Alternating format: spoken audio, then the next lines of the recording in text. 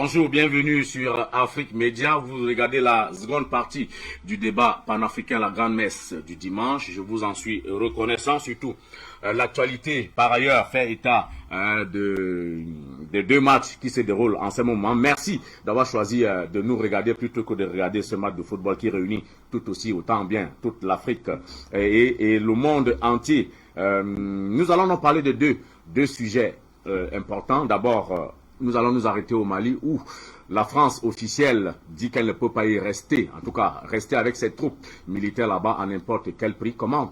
Sous quel prisme faudrait-il prendre cette déclaration, surtout quand, dans le même temps, les officiels, pour parler d'elle, donc la ministre française des armées, dit que les troupes françaises sont donc au Mali à la demande des autorités maliennes. Et puis, nous irons aussi en Centrafrique pour savoir à qui profitent les accusations portées contre l'armée centrafricaine et contre leurs instructeurs russes. Vous savez, les deux sont accusés d'exaction. Nous allons essayer de comprendre. Et pour vous donner les clés de compréhension de ces deux thématiques importantes, eh bien, vous êtes là, Dionedor Yumbi Samuel. Vous êtes un vaillant Camerounais, militant panafricaniste dans l'âme. Et puis, vous êtes en ce moment, vous passez en ce moment par Douala et vous êtes venu nous rendre une petite visite. Merci. Oui, merci mon cher Fred Bungo. Bonne année, c'est pour la première fois qu'on se retrouve depuis que je suis en séjour au Cameroun. Absolument. Et bon après-midi aussi à mes copanélistes et à tous les milliers de téléspectateurs d'Afrique Média et surtout à tous ces techniciens qui peinent depuis une décennie aujourd'hui pour apporter les contributions à donner la possibilité à tous les jeunes panafricanistes de pouvoir écouter et s'édifier où va l'Afrique, cette Afrique aujourd'hui dans ce 21e siècle qui est la nôtre, pour qu'enfin nous puissions, comme nous le faisons tous les jours, pouvoir donner cette amorce pour dire à tous ces pays européens que la maturité et le sens de responsabilité des jeunes Africains et panafricains est arrivé et nous n'avons pas un défi à faire, mais nous avons tout simplement un résultat à récolter.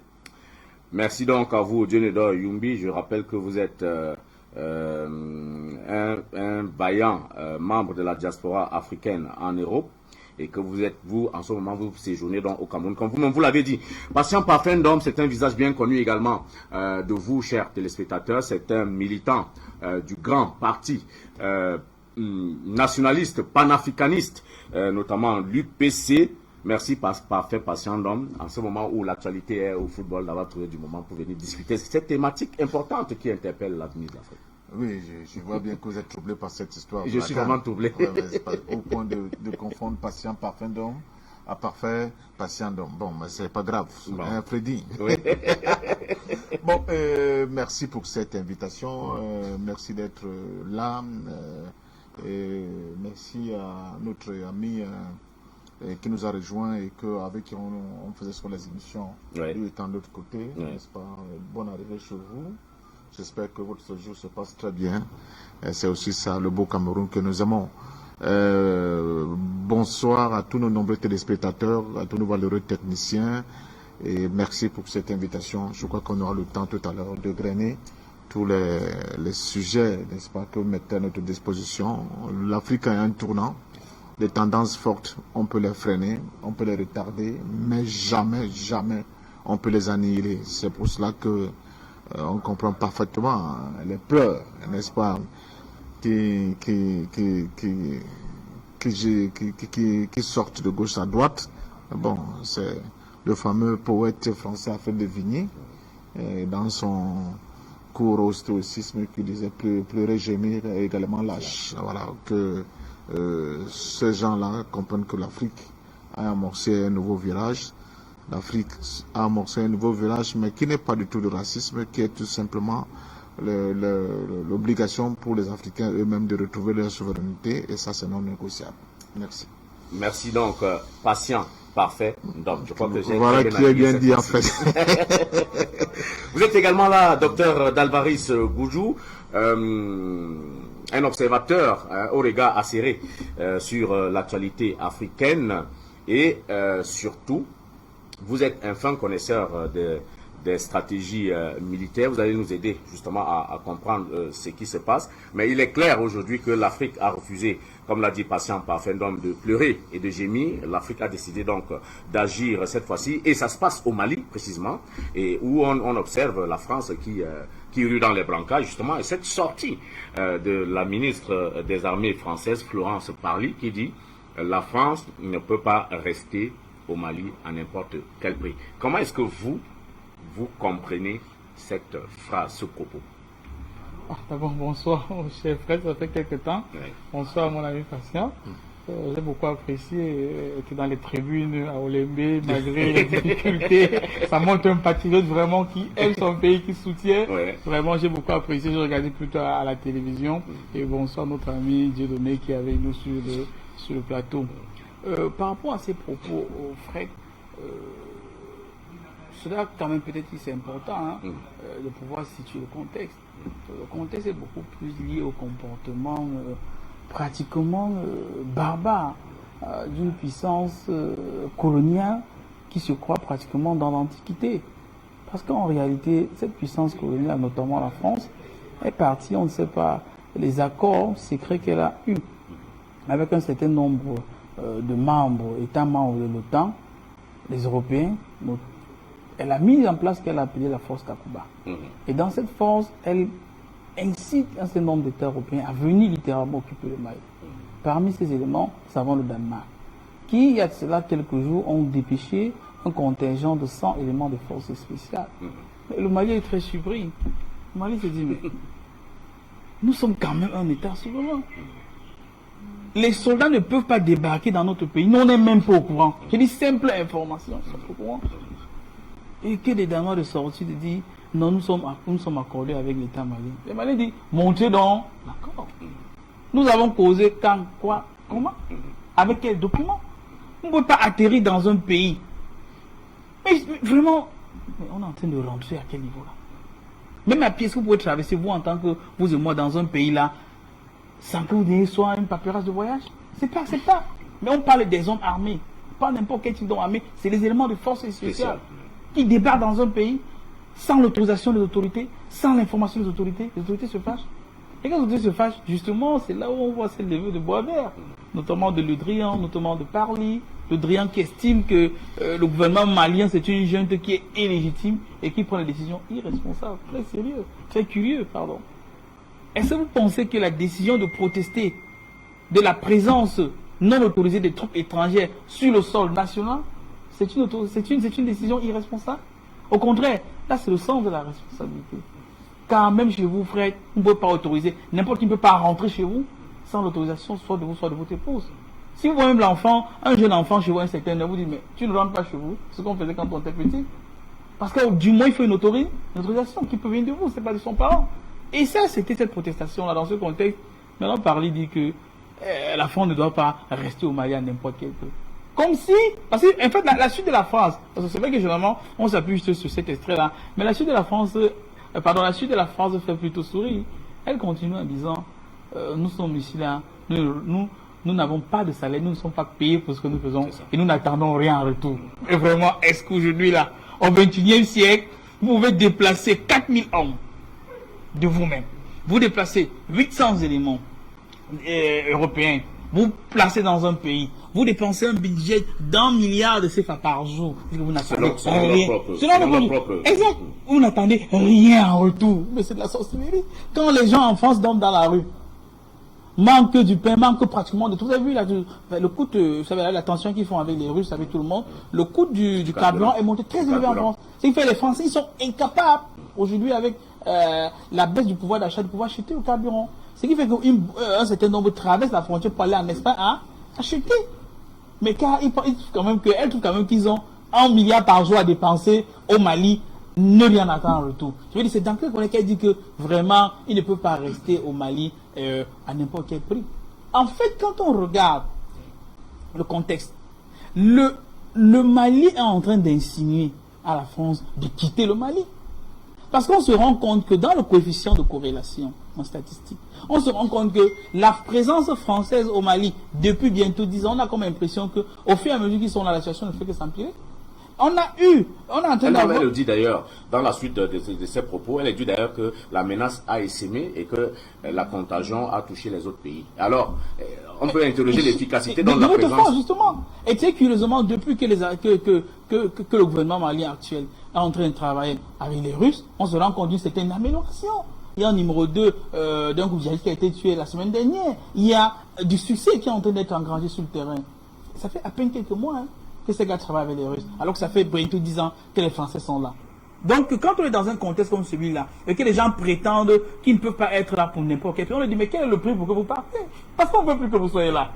Parce que votre présence ne pacifie pas la nation.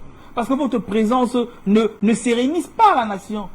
C'est par dans votre présence que vous avez permis, ou alors du moins vous avez défendu à l'État malien de pouvoir survoler les parties de son territoire. Est-ce que le Mali doit demander une autorisation à la France pour circuler au nord du pays? À moins qu'il y ait quelque chose qui est en train d'être fait là contre le bien-être des Maliens. C'est pourquoi moi je pense que vraiment, on devrait plutôt inverser la question, demander quel est le prix pour que la France quitte le Mali. Parce qu'en fait, c'est même pourquoi le pouvoir à Bamako a demandé de revoir les accords de coopération militaire. Il n'avait jamais été demandé, vous avez regardé ces accords, il n'avait jamais été question que les troupes françaises soient au Mali. C'est écrit noir sur blanc dans l'accord. L'accord stipule clairement que un appui aérien et renseignement. Appui aérien et renseignement, on n'avait jamais dit positionnez-moi 4000 hommes sur le territoire. Mais vous êtes maintenant sur le territoire et vous dites que vous ne devez pas rester à quel prix. Personne ne veut pas de vous là, les gars. Et prenez le bagage et partez. Donc, pour conclure, pour sortir, je dirais que pour moi, la question c'est plutôt à quel prix la France doit-elle quitter le Mali, parce que sa présence n'est plus souhaitée. En tout cas, nous leur poserons la question à l'occasion. Mais aujourd'hui, le propos, restons sur le propos de la ministre Patient par Fendom. La France ne peut pas rester au Mali à n'importe quel prix. Est-ce que ce prix-là supposait donc que le nord du Mali devienne une enclave française hors de contrôle de Bamako? Parce que ça semble être le cas. Il s'agit, Freddy, il y a un proverbe chez nous qui dit que quand on tape un enfant, on ne peut pas empêcher de pleurer. Oui. Madame Parly est en train de pleurer. La France est en train de pleurer parce qu'ils sont en train de perdre la partie. Point. Ils sont en train de perdre la partie. Parce que la France était dans la posture de quelqu'un qui donne l'impression que, en réalité, sa présence est désirée. En réalité, sans elle, on ne peut pas sécuriser notre espace. Elle est notre horizon indépassable sur les questions sécuritaires, politiques, économiques et culturelles. Le nouveau gouvernement de transition malien, à la suite de ce que M. Touadéra, son excellence le président, n'est-ce pas, la RCA a fait, démontre qu'une nouvelle classe d'hommes politiques, de militaires, mais surtout de dignes fils africains, a décidé de prendre le taureau par les cornes. Et elle démontre à la face du monde que sans la France, l'Afrique peut se porter mieux. En fait, c'est une nouvelle lutte de décolonisation qui est engagée là, avec les actions qui sont prises par le Mali. Quand on regarde l'attitude et le comportement de la diplomatie française, depuis qu'il y a eu ce clash, parce qu'en réalité, il y a un clash aujourd'hui entre les institutions maliennes et la France, ce clash, il ne faut pas se voiler la face, est tout simplement le fait que le Mali ait décidé de se mettre, de demander l'appui de nouvelles forces politiques dans le monde. C'est le cas de la Russie, c'est le cas de d'autres acteurs sur le plan mondial aujourd'hui qui ont pris de plus en plus de l'ampleur. C'est ça le nœud du problème. Le nœud du problème, c'est que la France se rend compte qu'elle n'est plus aujourd'hui aussi, j'allais dire, importante pour les Africains. Elle se rend compte que les Africains peuvent faire aujourd'hui sans elle, avec des résultats qui sont probants. Tout à l'heure, Davares le disait, et à juste titre, depuis presque 10 ans, pas non seulement les 10 années, mais vous savez bien que la présence française, par exemple, pour un pays comme le Mali, c'est même avant les indépendances. Mais depuis 10 ans, quel est ce théâtre des opérations? Avec l'objectif de lutter contre la poussée djihadiste dans la zone, quels sont les résultats? Donc, c'est à juste titre que les peuples africains et les peuples de Sahel se posent la question, les dividendes que nous avons à continuer à collaborer avec cet acteur qui non seulement est de plus en plus condescendant, d'un racisme primaire vraiment affiché, mais surtout qui n'hésite pas à se poser en donneur de leçons de la démocratie, de la bonne gouvernance, mais surtout des relations assainies entre les peuples. Alors qu'elle a ses propres problèmes chez elle, et David Ben le dit, en réalité, c'est un nouveau paradigme sur le plan géopolitique qui s'installe progressivement sur notre continent. Et ce nouveau paradigme sur le plan géopolitique frappe là où l'endroit qui était considéré comme le ventre mou de la géopolitique africaine, c'est-à-dire ce qu'on appelle le précaré français. C'est là où surgissent de nouveaux acteurs. C'est là où surgissent de nouvelles propositions, de nouvelles démarches, mais aussi de nouvelles déterminations à dire à Paris, ici et maintenant, que c'est terminé. C'est terminé ce rapport d'assujettissement entre vous et nous. C'est fini. Nous ne pouvons plus continuer à accepter cela. D'autant plus que nos enfants souffrent de cette misère endémique qui s'est installée chez nous, de cette pauvreté rampante qui a élu domicile dans notre espace. C'est de ça qu'il s'agit, Fred. Donc, à partir de ce moment-là, la présence russe, n'est-ce pas, aux côtés de Mali, n'est-ce pas, surtout des forces armées maliennes, et qu'est-ce qu'on n'a pas écouté? On a écouté, c'est un groupe de mercenaires, le groupe Wagner, c'est comme ça qu'ils l'ont appelé. Je vous avais dit sur ce plateau que le groupe Wagner n'existe pas parce que ça veut absolument rien dire. Les Russes ont beaucoup de mots pour indiquer, pour nommer, n'est-ce pas, des supplétifs qui seraient à leur sort, entre guillemets. Ils ne prenaient pas le nom de Wagner, premièrement.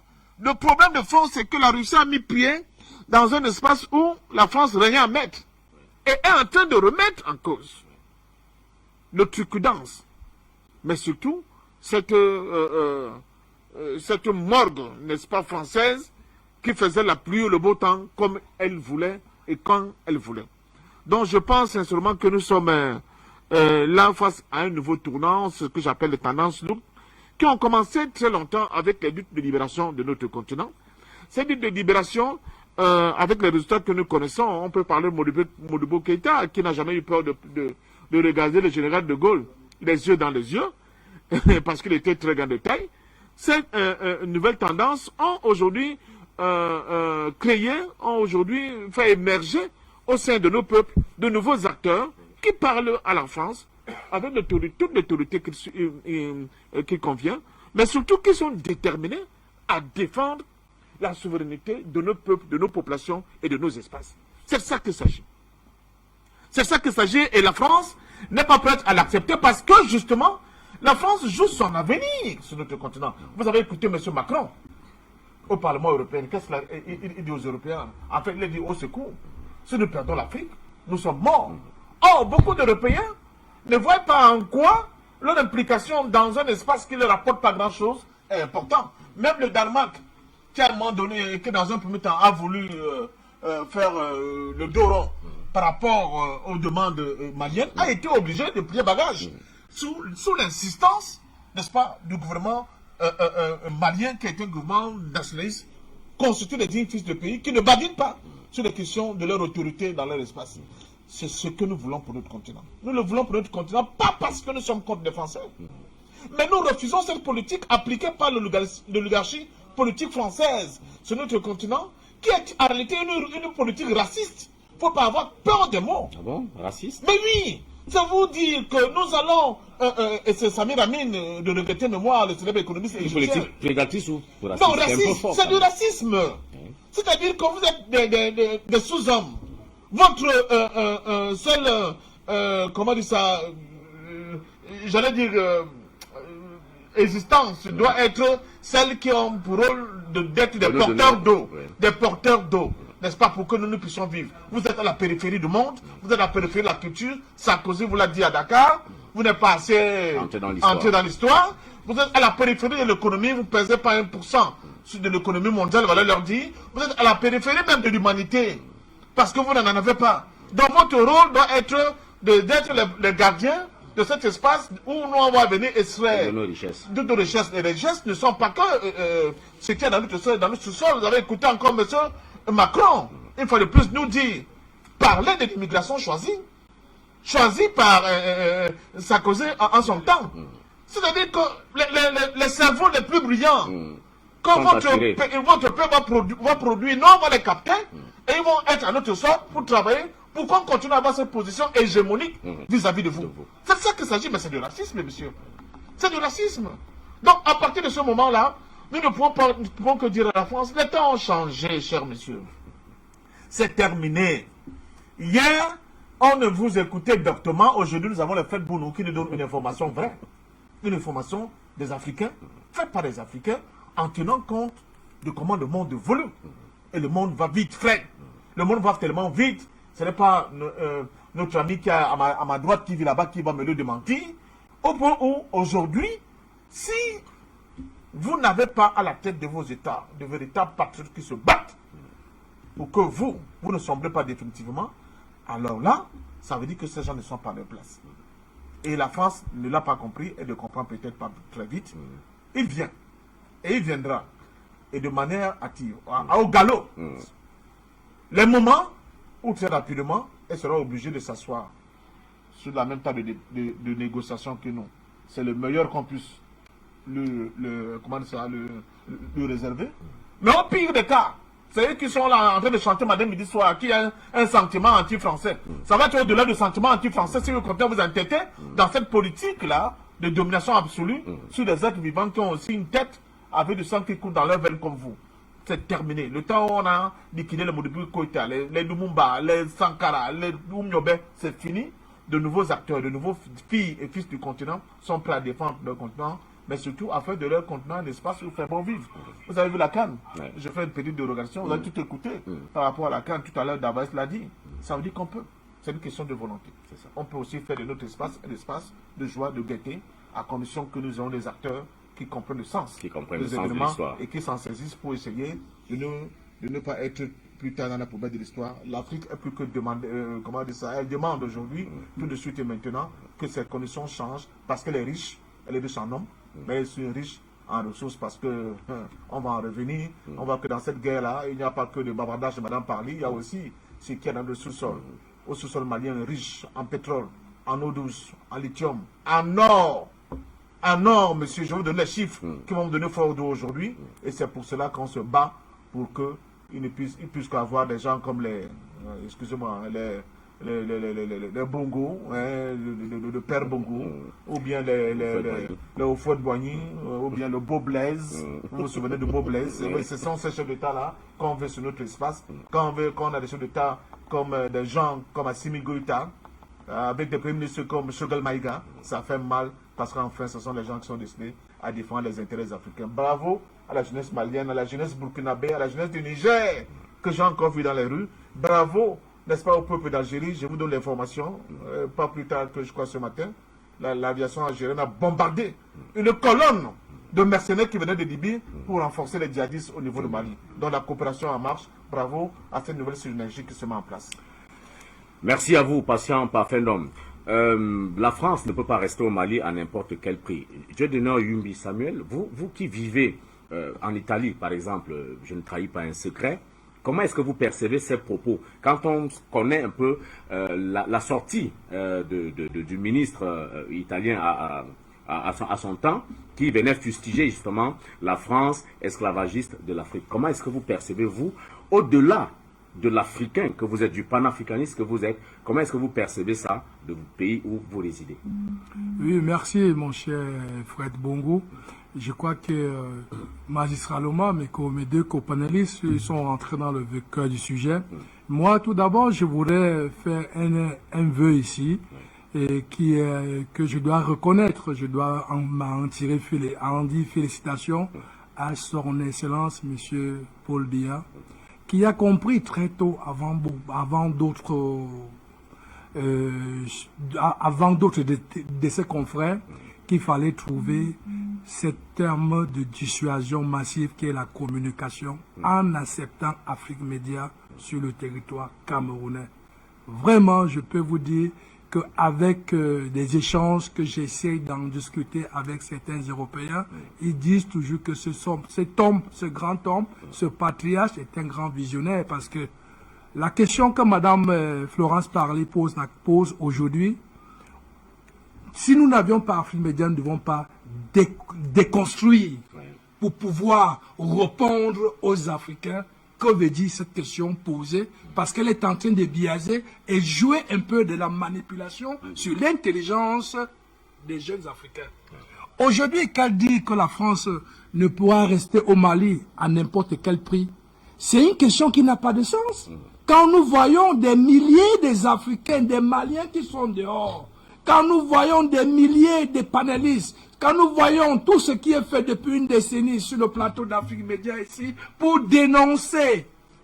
Dénoncer quoi? Dénoncer ce que nous avons compris finalement, que vu le constat, il y a des pays européens, en partie la France, qui ont pillé depuis l'indépendance de l'Afrique jusqu'à nos jours et ont déstabilisé et détruit le développement de ces pays africains jusqu'à nos jours. Et c'est sur ce plateau que nous défendons cela pour dire non, nous ne voulons plus. Et qu'aujourd'hui, la France, par le biais de Mme Florence Parly qui vient dire qu'elle ne restera pas au Mali à n'importe quel prix. Ce n'est pas le Mali, c'est l'Afrique. Le Mali, ce n'est plus le Mali. Nous ne parlons pas du Mali ici. Nous parlons sur l'intérêt africain qui, quelque part, converge vers le Mali. Parce que nous avons les mêmes problèmes qui sont au Mali, sont les mêmes problèmes qui sont au Burkina, qui sont au Niger, qui sont dans tous les pays africains aujourd'hui, que le précaré français, partout, c'est les mêmes problèmes. Donc aujourd'hui, nous pouvons tout simplement nous rendre compte que la France est dans une débandade, mais elle a mal sous-estimé le sens de responsabilité de la jeunesse africaine. Parce que sa question, il y a 2 décennies, nous n'allons pas savoir, nous allons prendre de certaines chaînes radio pour répondre sans comprendre la question. Mais aujourd'hui, nous comprenons tout simplement que la France est en perte de vitesse et la France voudrait bien que ce soit les Africains encore qui vont la demander, s'il vous plaît, on a besoin de vous. Non, plutôt on demande plutôt des réparations à la France. Parce qu'après le constat que nous avons vu que depuis au moins 6 décennies et plus de 100 ans, la France pille en Afrique. Quels sont ceux qui recèlent les biens africains? C'est les populations françaises, M. Bongo. Parce que chaque fois que nous parlons sur les plateaux ici, on essaie toujours de panier, on n'a rien avec le peuple français, mais ce sont les receleurs de nos intérêts, de nos biens. Donc aujourd'hui, quand la France pose cette question, nous devons plutôt demander plutôt à cette France que aujourd'hui, face à vous, il y a une reconsidération des relations entre l'Afrique et l'Union européenne, en particulier la France. Nous voulons bien que si vous voulez partir, partez et en payant les réparations des dommages que vous avez causés ici, parce que le Mali est en train de démontrer aujourd'hui de la détermination dont la jeunesse de ce 21e siècle est en train de s'approprier pour la défense de sa souveraineté, pour la défense de son développement, de sa sécurité pour les générations futures. Nous avons vécu tous ces 6 décennies avec la France, pensant que c'était un pays ami, pensant que c'était un pays frère, mais nous nous rendons compte aujourd'hui que le 21e siècle nous démontre aujourd'hui que nous avons en face de nous le diable lui-même en personne.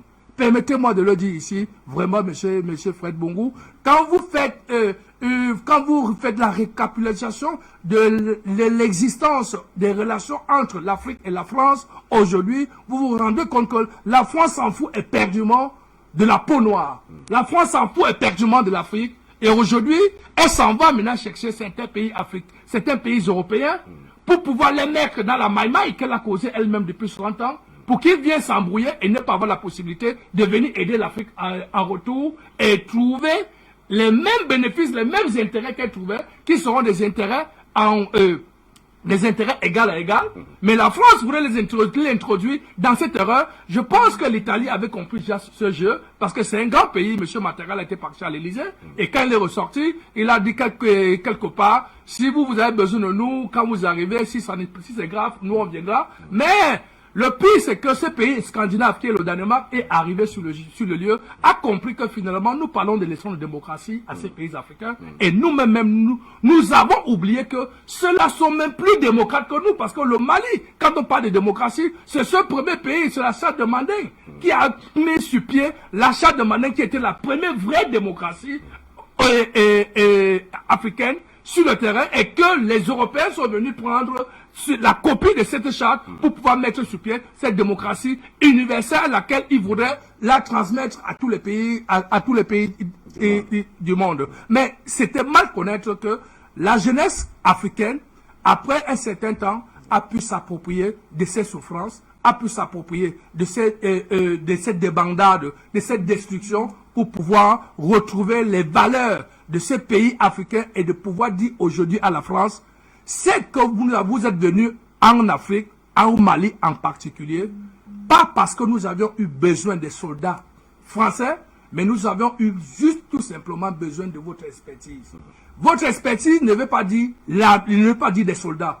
Mais avec le gouvernement successif que vous avez trouvé en place, vous avez dû fabriquer, comme vous avez souvent fabriqué depuis 6 décennies, pour réduire le développement de l'Afrique, en particulier le développement du Mali. Mais aujourd'hui, c'est terminé parce que c'est une nouvelle génération qui est arrivée. Même si vous dites que c'est une génération d'un gouvernement de transition illégal, mais la légalité prouve que c'est le pays souverain qui nous donne notre légalité. Ce n'est pas vous, la France. Ce n'est pas la CEDEAO qui donne la légalité au Mali. Ce n'est pas l'Union européenne qui donne la légalité au Mali. Parce que les pays africains, les peuples africains ont toujours résolu leurs problèmes entre elles des milliers d'années avant l'arrivée des colons en Afrique. Donc aujourd'hui, nous pensons tout simplement que cette question qui est posée entre parenthèses, comme Mme Florence Parly est en train de parler, c'est une question dont les Européens se sont assis tous, vu le discours que M. Emmanuel Macron, comme venait de dire mon copanéliste ici, au Parlement européen,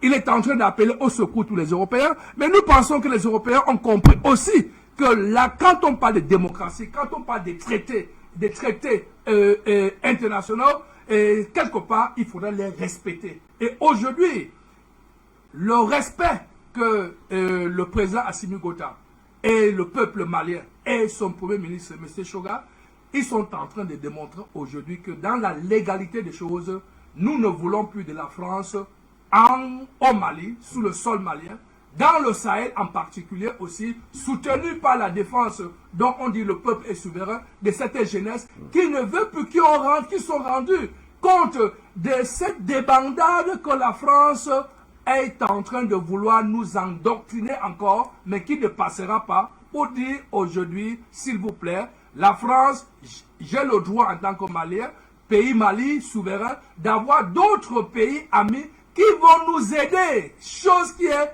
rare et chose qui est vraie et vérifiable sur le terrain. Nous avions vu ce qui s'est passé en Centrafrique. Nous avions vu qu'en quelques 6 mois, les Russes sont arrivés en Centrafrique.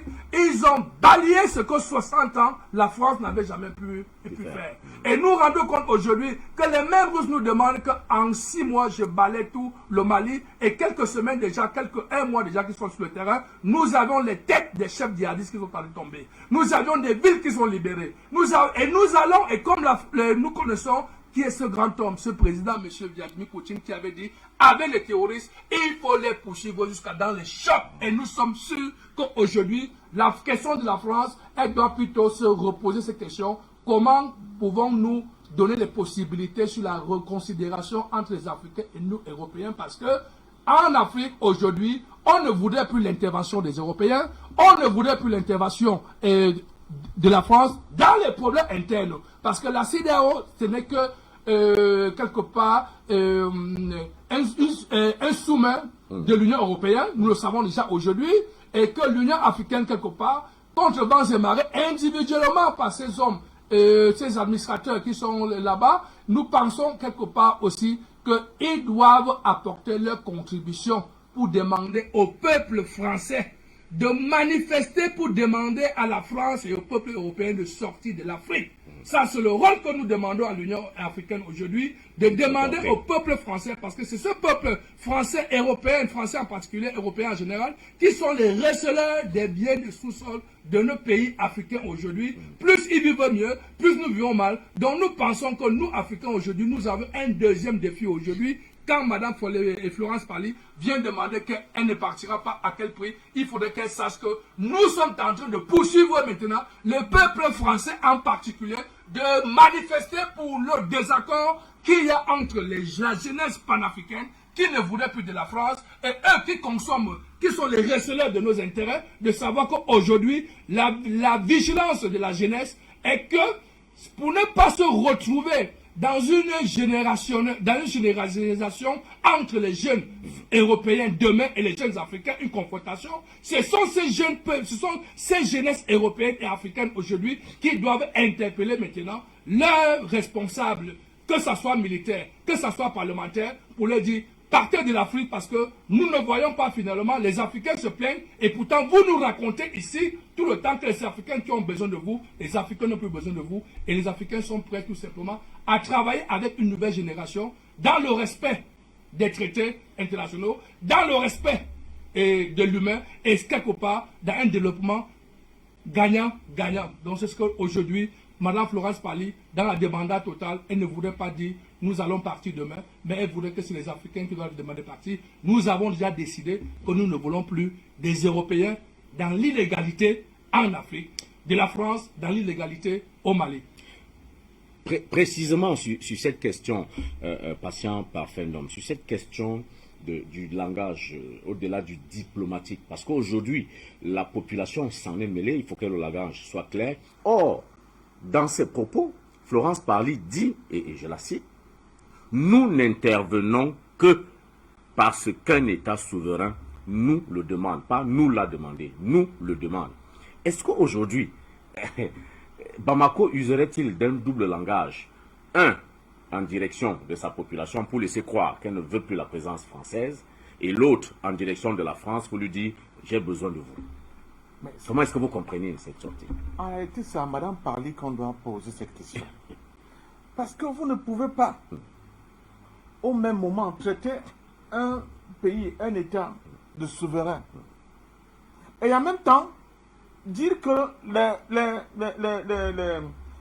l'instance fêtière de cet État politiquement est illégale et illégitime. Il y a un problème. Il y a un problème. Vous dites aux gens, ce gouvernement il est légitime, il est illégal. Mais vous dites que c'est ce gouvernement illégitime et illégal qui, de manière souveraine, vous a demandé de venir, il y a un problème. Qui vous demande d'être là? Qui vous demande d'être là? Je préfère que nous parlions au présent. Oui. Non, je vous ai dit que quand on tape un enfant, on ne l'empêche pas de pleurer. Oui. La France a perdu. Elle est devenue une naine géopolitique. Elle a perdu le combat pour la domination de et la domestication de cet espace. Elle a perdu. Elle a perdu d'autant plus que les nouveaux acteurs à la fois, ce n'est pas seulement le cas de la Russie, mais on peut parler d'autres. Hein. Il y a par exemple l'Algérie, vous avez parlé tout à l'heure. Oui. Et on a vu que même au sein de la CEDEAO, parce que c'est encore une combine française, il y a des fissures. Tout le monde n'est pas d'accord. Je peux vous dire qu'à l'heure où on parle, M. Ouattara, il en a sous le coude, sous le coude, même contre son ami Macky Sall, même contre le président togolais. Peut-être que Kaboro même, sa fin vient de là, hein. Attention, ça peut être une anticipation parce que le gars il était plus ou moins réticent par rapport à cette question-là. Mais ce que je vais dire, nous sommes en politique, nous sommes sur ce plateau depuis plus de 10 ans. Nous avons fait un énorme travail, je remercie ceux qui nous ont accompagnés, d'avoir ce consort. Nous avons aussi un rôle pédagogique. Absolument. Non seulement vis-à-vis de nos propres populations, je disais, j'ai l'habitude de dire que l'Afrique était comme un géant qui était dans un sommeil comateux, mais à force de ces coups de butoir que nous assénons de manière régulière sur ce plateau, cette Afrique-là se lève, elle est un peu groupée et tutue, mais elle est déjà debout. C'est un avantage. Nous n'avons pas encore atteint la vitesse de croisière du point de vue de nos démarches et de nos revendications, mais une chose aussi, l'Afrique est déjà debout. Mais c'est le même travail pédagogique que nous devons faire vis-à-vis des nations et des peuples européens et occidentaux. On parle souvent de la guerre de Vietnam. On vous parle de la victoire du Vietnam sur les armées françaises et américaines. Mais ce qu'on nous met des digues souvent à nos populations, c'est que le tournant de la guerre du Vietnam contre les Américains, c'était quand l'opinion interne des États-Unis a pris conscience des horreurs. Son gouvernement menait une guerre contre un peuple par procuration sans qu'ils trouvent en quoi cette guerre était concernée. Ils étaient concernés. Et vous vous souvenez que de grands leaders d'opinion, de grands leaders dans le sport, des icônes du sport, c'est le cas par exemple de Mohamed Ali, ont refusé d'aller faire la guerre de Vietnam. Ils sont passés par la case prison. C'est ce travail-là, M. Doubi, que vous qui êtes au niveau de la diaspora devez faire maintenant. continuer de conscientiser l'opinion. Et nous, on essaie de faire. Aujourd'hui, on n'a plus besoin de prendre l'avion peut être là-bas avec nos satellites. Excusez-moi, nous pouvons atteindre notre cible. Il faut continuer ce travail pédagogique en expliquant à l'opinion de ce peuple-là qu'en réalité, nous n'avons pas de problème avec vous. Nous ne sommes pas des anti-français, des anti-italiens, des anti-européens. Mais nous sommes contre la politique nazie que la plupart de vos oligarchies au pouvoir mènent contre notre continent. Une question simple. Demandez aux Italiens qui ont connu le fascisme. C'est quoi cette histoire d'un pays qui, plus de 60 ans après les indépendances, continue d'imposer à des pays dits libres, indépendants et souverains une monnaie dont ils contrôlent l'essentiel des mouvements, l'essentiel même de l'existence. C'est quoi cette affaire-là? Est-ce que l'Italie peut s'imaginer, les Italiens, les jeunes Italiens peuvent s'imaginer aujourd'hui que 14 pays africains plus de Comores continuent d'utiliser une monnaie qui est battue à Chamadière, qui est contrôlée par le trésor français? Est-ce qu'ils peuvent s'imaginer ça? Ce sont ces arguments-là qu'il faut mettre en possession de cette opinion de ces pays-là pour qu'ils comprennent, n'est-ce pas, le ras-de-bol des Africains, le cri de douleur des Africains. Cette Afrique qu'on les monte tout le temps, comme ça dit que relégués à des années-lumière, comme des singes qui se gambadent de branche en branche, il faut leur dire non. L'Afrique est digne, l'Afrique est riche, l'Afrique a un humanisme, elle est prête à accueillir tout le monde. J'ai vu pendant la CAN, n'est-ce pas, des étrangers qui sont venus chez nous, comment ils ont été accueillis. Ils continuent d'ailleurs d'arriver. Et ils sont étonnés de la manière dont nous les accueillons. Ça fait partie de notre ADN. Ça fait partie de notre ADN. Il faut le dire à cette opinion occidentale. Nous sommes pour de nouveaux rapports. Nous sommes pour des rapports win-win sur tous les plans. Mais parce que leurs élites, n'est-ce pas, cette oligarchie, comme je l'appelle, politique, nazie, qui est à la tête de Paris et d'autres pays européens, continue de nous prendre pour de moins que rien, pour des gens qu'il faut ravaler au rang de la bête.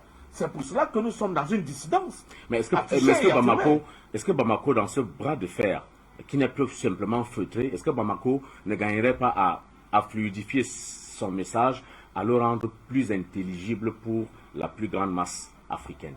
On demande trop à Bamako quand même. Mais ils ont déjà fait ça.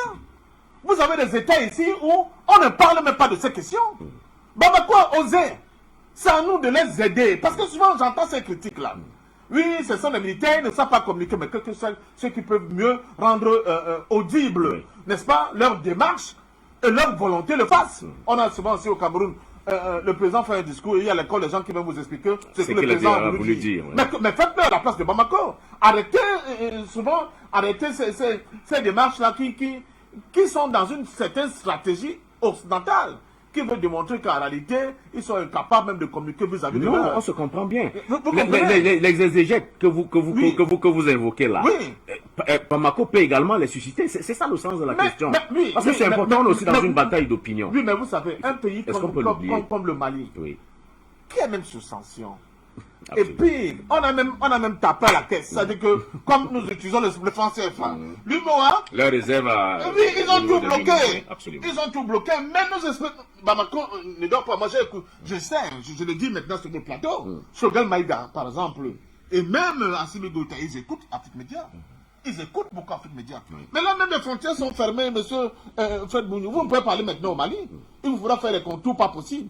Passer par l'Égypte, l'Algérie, tourner avant d'entrer, je ne sais pas où. Ou bien passer jusqu'à par la Guinée-Conakry. Vous voyez, il y a des conséquences.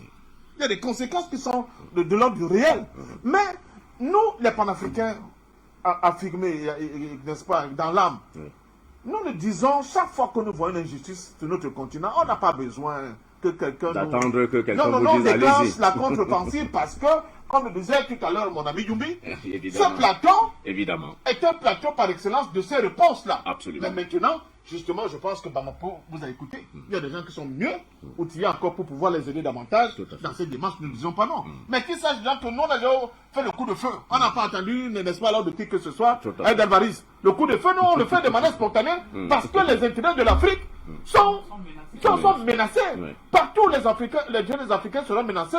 Nous serons en première ligne de cette réponse médiatique pour dire au monde la vérité. Pour dire aux Africains la vérité. Parce que justement, c'est là où ces gens avaient un avantage sur nous. On écoutait que BBC a dit que, France Inter a dit que, je ne sais pas, maintenant c'était France 24 a dit que, ton ami Gauthier Rubinski, ce petit nazi-là a dit que des conneries comme ça. Non! Maintenant, Fred Boulgou, c'est vous qui êtes la référence. Or, du Fred a dit que. Les enfants maintenant le disent. Ils comprennent le sens de la démarche qu'il faut faire aujourd'hui. Et c'est ça que nous avons gagné dans cette bataille-là. Au début, on nous traitait d'aboyeurs, d'avarice. On a posé la question de France. Qu'est-ce qu'on nous a pas dit ici? Vous êtes des aboyeurs. Vous n'avez c'est trop technique, vous n'avez pas de niveau, vous n'avez pas les diplômes. Aujourd'hui, tout ce monde-là est à genoux devant nous. Quand nous passons, on disait, ah, ces gars-là, ils sont téméraires. Ils ont saisi l'affaire par le bon bout. Et c'est pour cela que nous faisons mal. C'est pour cela que Afrique Média fait mal. Et c'est pour cela que nous sommes heureux chaque fois de constater que, au-delà des mots, au-delà de cette conscientisation, sur le plan pratique, sur le terrain, les jeunes Africains se réveillent. Vous avez vu les jeunes du Niger prendre leur corps et l'utiliser comme bouclier contre ce serpent qui traversait leur terrain pour aller payer, n'est-ce pas, la chenille au Mali, au point de perdre des vies humaines, tués par les soldats français. C'est ça la prise de conscience. Et je vous ai dit, l'Afrique était encore ce monstre-là qui est dans un sommeil comateux. Afrique Média et d'autres bonnes volontés dans le monde, à travers, n'est-ce pas, les réseaux sociaux, ont pu le réveiller, à travers de valeureux fils comme M. Yobi qui est dans la diaspora, on reçu à le réveiller. Il titube encore peut-être, mais il est déjà debout, parce qu'il il dormait. Dans un proche avenir, il ne va plus du tout tituber. Il ira au galop, faire la conquête de sa souveraineté, mais surtout, c'est là où je tiens à sortir, pour dire que non, les Africains n'ont pas la haine, ça ne fait pas partie de nous. On n'a pas non plus, comment dire ça, ces réminiscences d'une quelconque vengeance. Nous voulons construire un nouveau monde, parce que nous sommes tous les fils de cette terre-mère. Nous disons que l'humanité ne doit pas être cette humanité d'esclavage, de maîtres et d'esclaves, mais des hommes égaux, qui se parlent de manière égale, et qui sont capables de construire un avenir meilleur pour tous les fils de cette planète. Mais nous disons une fois de plus que tous les peuples du monde viennent manger notre main. Maman Africa, on vous tend notre main, ce n'est pas un problème. Mais ne tentez pas de manger notre main avec. C'est là où vous allez voir les vrais Amazones sortis de partout, les vrais fils de Tchaka sortis de partout pour défendre notre continent. Parce que, après tout, c'est quand même chez nous. C'est quand même notre continent, M. Fred Boungou. On parle de transition et de mutation énergétique et technique là maintenant. Ce qu'on ne dit pas aux Africains, c'est qu'on compte sur l'Afrique pour faire cette mutation. Absolument. Récemment, là, vous vous rendez compte, monsieur Novak Djokovic est humilié par les Australiens. Humilié par les Australiens. Il rentre chez lui à Belgrade, il est pour une affaire de vaccin, une connerie comme ça là. Il est reçu avec tous les honneurs, mais ce que les Australiens avaient omis de voir, c'est qu'ils sont depuis là dans un projet d'exploitation d'une mine de lithium en Serbie. Il y avait des oppositions déjà, des populations. Oui, c'est la société Rio Tinto, des populations en Serbie.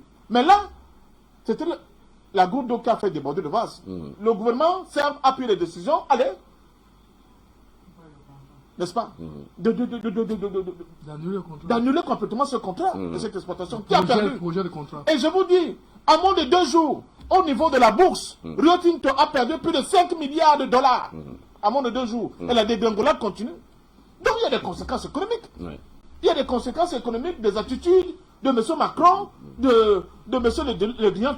Vous savez dire que le Mali va lancer une enquête, il va ouvrir une enquête sur le contrat que le fils de Le Drian a eu par rapport, je crois, à cette histoire des cas d'entrée des passeports. Donc, dans bientôt, on aura encore des raisons supplémentaires de faire teinter, n'est-ce pas, les guenilles qui sont au niveau de la cheville de M. Le Drian. Donc, vous voyez ces gens-là. Chez eux, nous ne sommes que des moins que rien. Ah oui, vous voulez faire quoi? Oui, ça, moi, je prends ce marché, je prends l'autre marché, je prends tel autre marché. Et nous sommes là comme ça, comme des petits Nigériens qui sont dans le noir total, les pieds dans la poussière, alors que c'est avec leur uranium que Paris s'éclaire. Alors il y a un problème. Et c'est ça que nous refusons de croire aujourd'hui. Merci au sacrifice du président Laurent Gbagbo. Vous avez ouvert les yeux à beaucoup d'Africains présidents. Merci au sacrifice de Muammar Kadhafi. Parce que souvent, quand on parle de Oumyobé, de Sankara, de Mumba, c'est loin. C'est lointain pour certaines générations, mais c'est plus à Mondiovision que les enfants d'Afrique ont vu ça.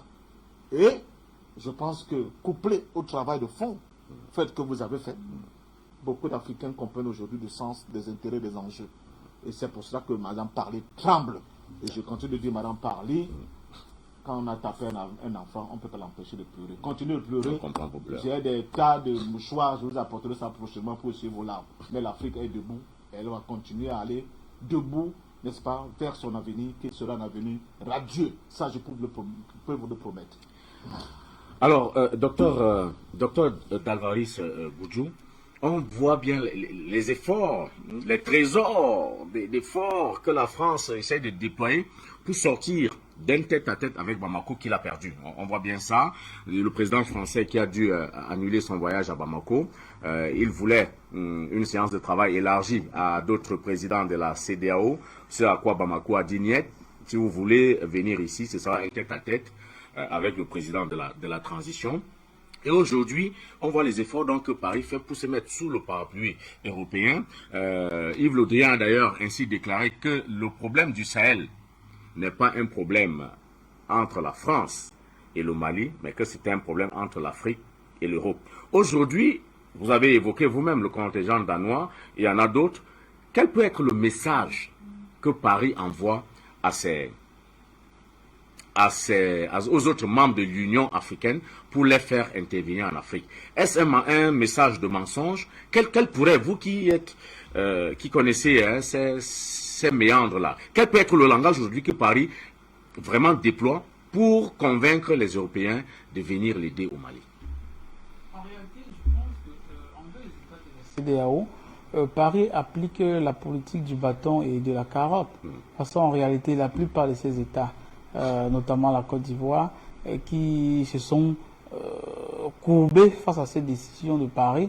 On sait que dans tous les cas, il y a un certain nombre de pressions. Et à côté, même au niveau du Ghana, il y a eu des propositions de récompense. Ça veut dire que les États n'acceptaient pas cela. Pourquoi? Parce que dans le fond, on s'est rendu compte que les décisions qui ont été prises, notamment les sanctions contre l'État malien, n'ont pas été prises au niveau de la CEDEAO. C'est d'ailleurs une des raisons pour laquelle le colonel Doumbouya a fait une sortie pour dire vous ne pouvez pas dire que c'est la CEDEAO qui a pris cette décision, puisque nous, en Guinée, on n'a jamais été associés ni de près ni de loin à cette décision. Je ne comprends pas pourquoi mon nom est en bas et que j'ai signé. Nous n'avons aucun problème avec le Mali. Et nous n'allons pas fermer. Nous n'avons ni fermé ni nos frontières et nos frontières terrestres avec le Mali. C'est un élément de preuve qui montre qu'en réalité, la décision venait de Paris. Et en réalité, cette décision venait de Paris et sous l'instigation de l'ambassadeur de France aux Nations Unies. C'est lui qui a rédigé le communiqué. Donc, maintenant, dans ce contexte-là, vous faites des propositions au chef d'État, vous leur dites si vous nous appuyez, nous pouvons vous donner ci, ça. Et en réalité, tout le monde sait que toutes les promesses n'engagent que ceux qui les croient. Parce que, dans un passé récent, les promesses avaient été faites à Abdoulaye Wade. Il a trahi Kadhafi. Nous savons. C'était l'un des premiers à traiter Kadhafi du chien. Absolument. De chien, c'est pas quoi, de dictateur. Alors que, moi j'étais d'accord encore. Kadhafi a beaucoup investi là-bas. La promesse était qu'on devait laisser son fils passer Karim. Mais quelle était la récompense? Karim est passé par la prison. Il a fallu, jusqu'à aujourd'hui, il ne bénéficie pas d'une certaine immunité. Il a fallu qu'il sorte par la petite fenêtre pour fuir, pour être dans le golfe pour lui. Sinon il sera en prison. On n'a pas respecté la promesse. Celui-ci là, à l'époque c'était eux qui étaient au pouvoir au Nigeria, le Olusegun Obasanjo, les Goodluck Jonathan, les Olusegun, ils ont travaillé là-dessus contre le président Gbagbo. Sérieusement, c'est les gars qui ont mobilisé. La faute attendre qu'on parle là. Une des premières, des deuxièmes fois qu'ils implémentent ça, c'est au Nigeria qui envoie le contingent pour aller faire partir un président élu dans une question électorale de recomptage de voix. La promesse était que, oui, il y avait deux promesses. Premier niveau, ça veut dire moi, ils ont failli manipuler la condition pour pouvoir rester pour un troisième mandat. Mais surtout, il y avait la fausse promesse qu'on a faite au Nigeria d'avoir une place au Conseil de sécurité représentant le continent africain. Oui. Est-ce qu'on a tenu cette promesse aujourd'hui? Non. Donc vous dites qu'en réalité, là, c'est l'élément qui montre qu'il y a la politique de la carotte et du bâton. C'est-à-dire, si vous marchez, je vous donne une très belle carotte, mais si vous n'êtes pas là, je vais vous frapper dessus. Mais maintenant, nous, on peut s'interroger. Car avant que les insulteurs russes n'arrivent au Mali, la France a toujours fait le chantage. C'est pas très différent de ce que Parlé dit. C'est qu'en fait, la France avait dit que s'il y a une présence russe au Mali, la présence russe au Mali serait incompatible avec la présence des troupes françaises. En d'autres termes, si vous acceptez que les Russes viennent, nous allons pas. Mais curieusement, aujourd'hui, les Russes sont là. La logistique d'appui est là. Les hommes sont là, le matériel est là. Et du bon matériel. Hein. Parce que c'est du bon matériel qui permet, vous savez, en réalité, quand les gars décrètent les sanctions contre le Mali, ils estiment que le Mali n'a pas le matériel pour pouvoir savoir s'il veut le ciel malien. Premièrement, quand on a 340 Français de l'armée française violent le ciel malien, quand ils arrivent là-bas, on leur dit que nous sommes en train de vous voir. Ils ont arrêté tous les transpondeurs. Oui, d'accord. Premièrement pour voir. Ensuite, ils arrêtent les transpondeurs. Ils disent éteignez tout, vous sucrez en mot de silence. On dit qu'on vous voit toujours. Ils arrêtent la radio, on dit on vous voit toujours. Que ce soit la dernière, sinon vous assurez les conséquences de cela. Voilà pour dire qu'avec le temps, il y a une présence russe, mais la présence russe n'est pas que verbale, n'est pas qu'humaine. Il y a du matériel de haute technologie qui est sur le terrain. Mais pourquoi ces gars sont encore là? Quand ils ont dit plus haut qu'il y avait une incompatibilité entre la présence des Russes au Mali et la présence française. Maintenant, justement, c'est la ligne rouge, justement, parce que c'est effectivement ça là. On a débordé la ligne rouge, on allait derrière eux là. Jusqu'à aujourd'hui, on n'a rien vu de particulier. Mais maintenant, moi je pense, pour ma part, pour aller dans le sens de patient, que dans les jours à venir, j'en parle avec un ami, Alex, à Libreville, c'est que les Maliens doivent être extrêmement prudents. Parce qu'en fait, il faut bien comprendre que quand les troupes danoises sont rentrées, actuellement, le Drian il est en concertation avec les autres membres de la force Takuba pour voir comment réagir dans ce type de situation. Parce que notons qu'en dehors des troupes danoises, il y a les Suédois qui sont en train d'enlever leurs éléments. Il y a les Allemands qui se demandent encore s'ils vont rester. En fait, la France est en train d'être lâchée parce qu'ils se disent que leurs compagnons disent que nous sommes quelque part, c'est vrai, mais pourquoi est-ce que nous sommes là? Surtout beaucoup de ces nations-là se disent, mais ils n'aiment pas que les hommes meurent pour des choses pour lesquelles ils ne comprennent pas au fond. La France au moins peut savoir pourquoi les hommes meurent, mais beaucoup de gars l'avaient dit. Parce que vous savez, le Danemark fait la politique nordique, là, ils sont très bien organisés chez eux, suffisance économie, mais je vais mourir là-bas, pourquoi? Le fond, c'est quoi en fait? Or, dans un contexte comme celui-là, c'est très important que les officiers maliens soient extrêmement prudents. La France n'a pas dit toute la vérité à ses partenaires. Non, tout le monde sait qu'ils ne peuvent pas dire la vérité. Tout le monde sait qu'il ne peut pas dire la vérité. Tout à l'heure, notre ami patient a fait allusion à l'Australie. Pourquoi l'Australie se comporte de cette manière contre Djokovic? Il faut bien comprendre. L'Australie est dans le grand axe, hein. C'est-à-dire au cœur des Five Eyes, les 5 yeux notamment qui impliquent l'Australie, l'Angleterre, les États-Unis, le Canada et la Nouvelle-Zélande. Ça veut dire, c'est pourquoi, vous voyez, quand ils trahissent, quand la France dit tous ses secrets, par exemple, quand ils disent nous sommes membres de l'OTAN, il n'y a pas de secret, nous sommes en train de traiter avec l'Australie. Ils ont perdu même le marché italien est très bien. 56 milliards de dollars. Ils ont traité avec les Australiens, les Américains connaissaient tout le reste. Au moment de régler tout, c'était les sous-marins, c'était bon. C'est vrai que du point de vue technique, un sous-marin diesel a quand même une traçabilité radar qui est trop élevée par rapport au sous-marin nucléaire. Les Américains étaient embusqués, ils savaient que c'était l'offre, ils ont donné l'offre qui était mieux. De qualité. Voilà. Ils encouragent les Français à aller négocier, nous sommes les gars, sauvez-vous, il n'y a pas de problème, ça va marcher. Vous signez tout là, les gars viennent jouer dans la main, ils disent non, et c'est vrai, sous-marin diesel, ça donne on peut facilement détecter cela. Alors que quand c'est avec nucléaire, la signature, très bien. Et la signature radar est plus effacée quand elle est nucléaire que quand elle est un sous-marin diesel. Et là, ils ont revu le marché à la France. Et vous pensez que dans un cas comme ça, la France peut dire ses secrets à tout le monde. Vous aussi à la France. Vous avez vu, la France a rougi. Hein. Oui. Ils ont rappelé l'ambassadeur à Brisbane pour consultation. Vraiment, c'est une honte que la France puisse parler encore avec ces gens. Parce qu'au-delà de la décision qu'ils ont prise, en faisant que la France perd ce marché de 56 milliards de dollars, c'est qu'ils sont allés créer l'ACUS. C'est une OTAN dans l'OTAN qui n'implique que les États-Unis, l'Angleterre et l'Australie pour pouvoir contenir la Chine. Or, si vous et moi, si nous sommes à 4 sur le plateau, moi je prends patient pour aller, nous sommes dans un combat ensemble, mais je vous prends seulement vous deux pour aller combattre, pour aller chasser, comme on dit, j'isole notre frère Dieudonné. Ça veut dire qu'en réalité, j'estime que le butin, Dieudonné n'est pas concerné. Alors Dieudonné, pardon, n'est pas concerné. Je le mets de côté, c'est exactement ce qu'on a fait avec la France. Ce qui fait que, au nord Mali, la France ne peut pas sortir la vraie carte géologique du Mali. Elle ne peut pas dire que la nappe de gaz qui se trouve en Algérie, car l'Algérie a fourni, et et l'Espagne, beaucoup de nations en Europe de gaz, que ces nappes-là se trouvent au Nord Mali, en grande quantité. Que l'uranium, l'or, le lithium, tout cela se trouve. Elle ne peut pas dire cela. Parce qu'elle avait des gens en réalité qui sont aussi les potentiels élevés. Mais est-ce que les autres peuvent l'ignorer? L'hydrogène pur. Exact. Et surtout l'eau aussi. Voilà. Parce qu'en réalité, elle a commencé, la France commence à exploiter de l'eau là-bas. Parce qu'on a un problème sérieux d'eau en Europe qui est pollué partout. Et maintenant, vous savez, le Sahara, c'est un océan. C'est dans l'Antiquité. Ce qui fait qu'il y a une nappe d'eau souterraine pure qui est exploitable et qui est, vous savez, même dans le Golfe de plus en plus. Kadhafi en a j'allais dire, révélé l'existence. Très bien, très bien. Donc, vous dites que dans un contexte comme celui-là, la France ne peut pas tout révéler. Et c'est une question d'intérêt et d'État. Mais surtout, dans la particularité française, c'est que c'est une question d'intérêt personnel. Parce que contrairement à ce qu'on se dit, des gens s'enrichissent. Parce qu'en fait, vous parlez, tout ce que nous parlons des richesses là, par exemple, généralement, ce sont des multinationales du CAC 40 qui en tirent profit. Oh, quand c'est le CAC 40, ce sont des familles qui s'enrichissent sur le dos de la France. Quand vous parlez par exemple du matériel militaire, Dassault, c'est un individu pour une famille. Bolloré, c'est d'abord un individu pour une famille. C'est-à-dire qu'ils enrichissent. C'est vrai qu'il y a les subsides qui tombent à l'État français. Par exemple, tout ce que Sarkozy a fait. Vous savez, ce que Sarkozy a fait en Libye, l'État français en a beaucoup perdu. Parce qu'en réalité, le pétrole continue d'être pompé, mais beaucoup plus pour les Américains. Alors qu'il y avait une relative stabilité.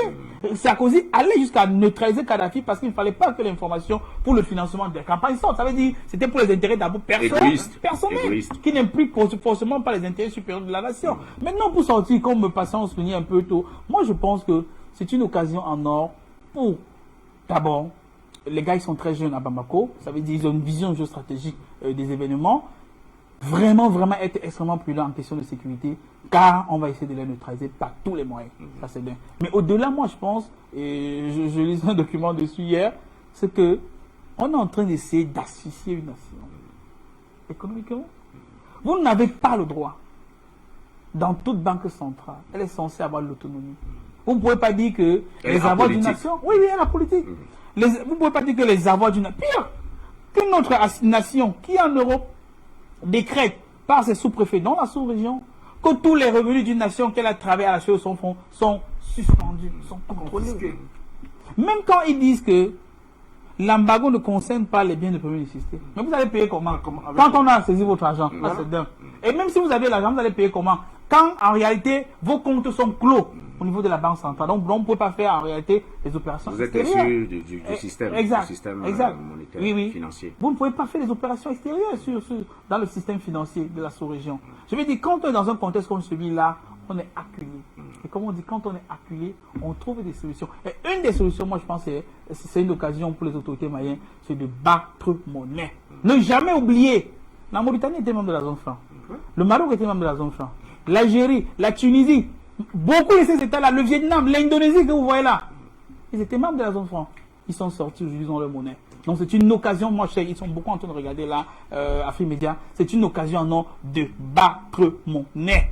Car nous avons vu l'exemple en Côte d'Ivoire. Ils ont utilisé la question économique pour asphyxier le président Gbagbo.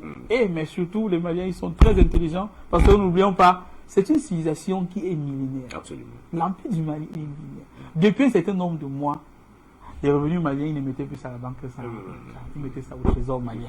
Car ils étaient en train de prévoir que tôt ou tard, ces gars, ils peuvent nous sortir la question monétaire. C'est pourquoi je dis, c'est une civilisation millénaire, c'est une civilisation qui mérite d'être soutenue. Cela, c'est passé au Mali. Quelques temps après, on a vu quelque chose en Guinée. À peine la semaine passée, on en a vu ici au Burkina Faso. Et je suis persuadé que si le président nigérien ne change pas son fusil d'épaule, s'il ne change pas la manière dont il traite la population, qu'il tire sur la population, parce qu'il veut faire plaisir à Paris, ça ne doit pas se tailler de se répéter là-bas. Et dans ce sens-là, c'est une occasion en or pour les Maliens de revendiquer une vraie dignité pour le peuple, car ce grand peuple frère le mérite bien. Merci d'Alvaris Goudous. Chers téléspectateurs, vous le savez d'ailleurs, cette émission est également la vôtre. Vous pouvez nous joindre pour nous donner votre lecture de cette situation. Mais en attendant, Dieudonné Yumbi Samuel, alors le Danemark est parti, la Suède s'apprête également à partir, l'Allemagne ne s'est vraiment jamais vraiment prononcée de façon tout à fait claire. Il ne reste que la Lituanie, la Moldavie, les petits pays que la France peut évidemment manipuler. D'abord, est-ce que vous pourriez dire par rapport à cela que la France vient de perdre une bataille importante dans ce combat, c'est-à-dire le départ des membres de l'Union européenne, et puis surtout au niveau de l'État malien, la liberté de parole du Premier ministre, est-ce que c'est un atout ou bien c'est quelque chose qui peut déranger le président de la transition? Non. Aujourd'hui, nous pouvons tout simplement avoir un droit de regard de comprendre que les Européens ont mis sur pied la communauté de l'union monétaire et ils n'ont pas eu à travailler sur la communauté communautaire des peuples. Parce que même là-bas, il y a des... Parce que il ne faut pas voir ça en rose. Oui. C'est cette communauté des peuples aujourd'hui qui fait la différence, que nous voyons comment le Danemark se retire tranquillement, que l'Allemagne est en train d'être un peu tergiversé, tout simplement parce que la France vient faire alliance sur les relations amicales franco-allemandes pour pouvoir maintenir les Allemands qui sont quelque part avec le nouveau chancelier un peu têtu, qui n'aime pas aussi les Africains, il faut le dire. Quand on voit son parcours, son passé, on se rend compte que ces pays de l'ancien bloc soviétique, la Lituanie, tous ces pays qui sont là, ce sont ceux-là qui sont en train de faire bloc derrière l'Europe pour pouvoir contrer la puissance russe actuellement. Et tous ces pays, c'est voilà comment nous avons vu il y a quelques mois, comment la Russie est allée au Kyrgyzstan là-bas pour pouvoir mettre de l'ordre face à au Kazakhstan, face à tous ces pays qui sont actuellement la tentative de déstabilisation du pays. Et aujourd'hui, nous pensons que la légalité et la démocratie prouvent que ces donneurs de leçons en Afrique sont pris dans leur propre piège. Il est inadmissible d'arriver dans un pays illégalement parce que mon ami m'a demandé de venir le soutenir. J'oublie que mon ami est sur un terrain, sur un pays souverain et que moi-même je représente un pays souverain. Pour aller rentrer dans un pays souverain, ça veut dire que nous sommes tous dans l'illégalité totale. Donc tous ces pays qui sont là, nous devions tout simplement soutenir. Les peuples africains doivent se soutenir ensemble aujourd'hui parce que ce qui se passe au Mali, comme avait dit son Excellence M. Barbeau, quand le colon arrive, il touche le A, la maison B est contente. Ah, c'est pas notre problème, hein. Quand on finit A, on touche B. Quand on finit B, on touche C. Donc aujourd'hui, le problème Mali n'est plus un problème malien, c'est un problème africain. Que nous devions tout simplement toucher pour que tous les Africains, en général, sur les 14 pays dont le précaré français ici trouve, que nous devions booster tous la France dehors. C'est tout ce que nous avions à faire. Parce qu'en restant seulement focalisé sur le Mali, ils vont sortir du Mali, c'est pour aller entrer au Niger. Et on va encore s'asseoir sur les plateaux ici pour parler encore du Niger. Et quand ils partiront pour faire une petite parenthèse, qu'est-ce qu'ils ont fait? Ils ont fui la Centrafrique. Ils sont entrés au Mali. Nous avons parlé des mois pour la Centrafrique ici. Ils sont maintenant plus en Centrafrique, ils sont au Mali. Quand ils vont partir de la Centrafrique et du Mali, ça sera au Niger. Nous allons nous asseoir encore pour parler encore ici. Je pense qu'aujourd'hui, il faut prendre des problèmes globaux. Le problème, il est global aujourd'hui. La France n'est pas de bon oeil. Dans son précaré, qui est ces 14 pays francophiles, nous devons tout simplement le savoir aujourd'hui, que le débat que nous devons faire aujourd'hui, c'est de mobiliser dans tous ces 14 pays, parce que nous avons encore certains chefs d'État qui sont les maillons de la France et de l'Union européenne. Et nous devions aussi quelque part mettre sur pied maintenant pour faire comprendre à tous ces opposants africains que nous ne voulons plus, nous, jeunesse d'aujourd'hui, panafricains d'aujourd'hui, avoir des candidats qui sortent du précaré français. Nous voulons des candidats aujourd'hui panafricains qui sont dans la démarche de la lutte à laquelle nous sommes en train de combattre aujourd'hui. Et quelque part pour tirer l'attention à tous ceux-là qui quittent pour aller faire des marches dans les pays européens pour pouvoir venir déstabiliser l'Afrique, croyant. Pourtant, ils se disent qu'ils veulent bien gérer ces pays-là. Donc, c'est dans ce débat global que nous devons donc aujourd'hui interpeller toute la jeunesse panafricaine, toute la jeunesse africaine de ce pied carré, pour leur dire aujourd'hui, nous n'allons pas seulement regarder au Mali, nous allons avoir une cohérence dans nos efforts. pour pouvoir mettre et bouter hors la France partout où elle se trouve. Parce qu'aujourd'hui, on oublie un peu, on fait semblant d'oublier le Tchad. Mais attendons voir ce qui va se passer au Tchad très prochainement quand on va vouloir parler des élections là-bas. Vous allez vous rendre compte que peut-être que le général qui est là, on va vouloir bouter le général dehors pour prendre un ami qui sort, je ne sais pas, d'une banque financière, je ne sais pas où en Europe, pour aller le mettre là-bas. Donc aujourd'hui, si la France se trouve encore là-bas au Tchad, les Tchadiens doivent trouver les voies et moyens pour bouter la France dehors. Parce que la lutte globale permettra que le monde entier puisse comprendre de la souveraineté recherchée par ces Africains aujourd'hui pour pouvoir se libérer de cette France. Parce que la France a 14 pays qu'elle gère, donc il faudrait qu'on mette toute une mobilisation dans les 14 pays. Et voilà, je reviens encore pour dire, tout à l'heure je parlais que nous avons des receleurs sur le peuple français. Le peuple français ne faisons pas cette erreur de toujours dire il y a une oligarchie qui est en train de travailler, mais tous ces intérêts rentrent où? En France, rentrent où? En Europe. Et quels sont ceux qui s'en sortent, qui gèrent tout ceci, qui bénéficient de ça? Ce sont les peuples qui sont là-bas. Nous n'avons rien contre les peuples, mais c'est faux, parce que ce sont ces peuples qui soutiennent les parlementaires, qui les représentent. Et permettez-moi, monsieur, mon companiste, monsieur Parfait, quelque part nous avons fait déjà 2-3 ans aussi, plus de 5 ans ici, que nous cherchons toujours à éviter qu'on n'a rien avec le peuple français. Mais nous connaissons que ce peuple français, il vit même mieux que le peuple africain. Mais ce peuple français, est-ce qu'il a toujours la bonne information sur la politique étrangère que les États, que leurs représentants mènent? Parce qu'il ne faut pas leur faire un mauvais procès au peuple français. Merci de la question, elle est très subtile et je vais vous la répondre. Oui. Si ce peuple français est vraiment bien informé en retour des faits qui sont sur le terrain, alors ce peuple français, c'est nous qui devions maintenant toucher ce peuple français pour les toucher du doigt, pour qu'ils se réveillent quand même. On nous sommes piétinés, on nous accuse de quelque chose en Afrique. Qu'est-ce qui se passe? En ce moment, nous serons en train de toucher le peuple français qui doit se réveiller contre les élus pour leur dire nous sommes tous pour soutenir le peuple africain parce que finalement, ce que nous avons reçu depuis de vous, c'était inadmissible, c'était que des mauvaises informations où vous alliez tout simplement déstabiliser ce pays depuis 6 décennies, plus de 10 décennies aujourd'hui. Et aujourd'hui, si nous ne trouvons pas les possibilités d'impliquer le peuple français à l'intérieur, c'est le peuple africain aujourd'hui qui est dehors. Nous devons impliquer le peuple français à l'intérieur européen, qu'ils sachent qu'ils sont indexés en Afrique comme des receleurs. En ce moment, je pense que la lutte sera globale partout en Afrique. La lutte sera globale à ce précaré français, ce précaré où les Européens qui, quelque part, veulent se retirer de la France pour se dire, l'Afrique, finalement, c'était un grand continent. La France était assise sur des œufs d'or, et elle nous démontrait que tous ces œufs d'or, que ce sont encore ces îles, on va dire. Et maintenant, nous nous rendons compte que certains jeunes, certains pays européens qui sont là-bas, c'est aujourd'hui qu'ils se rendent compte que non. La France est plutôt en train de traiter ce pays africain comme des esclaves.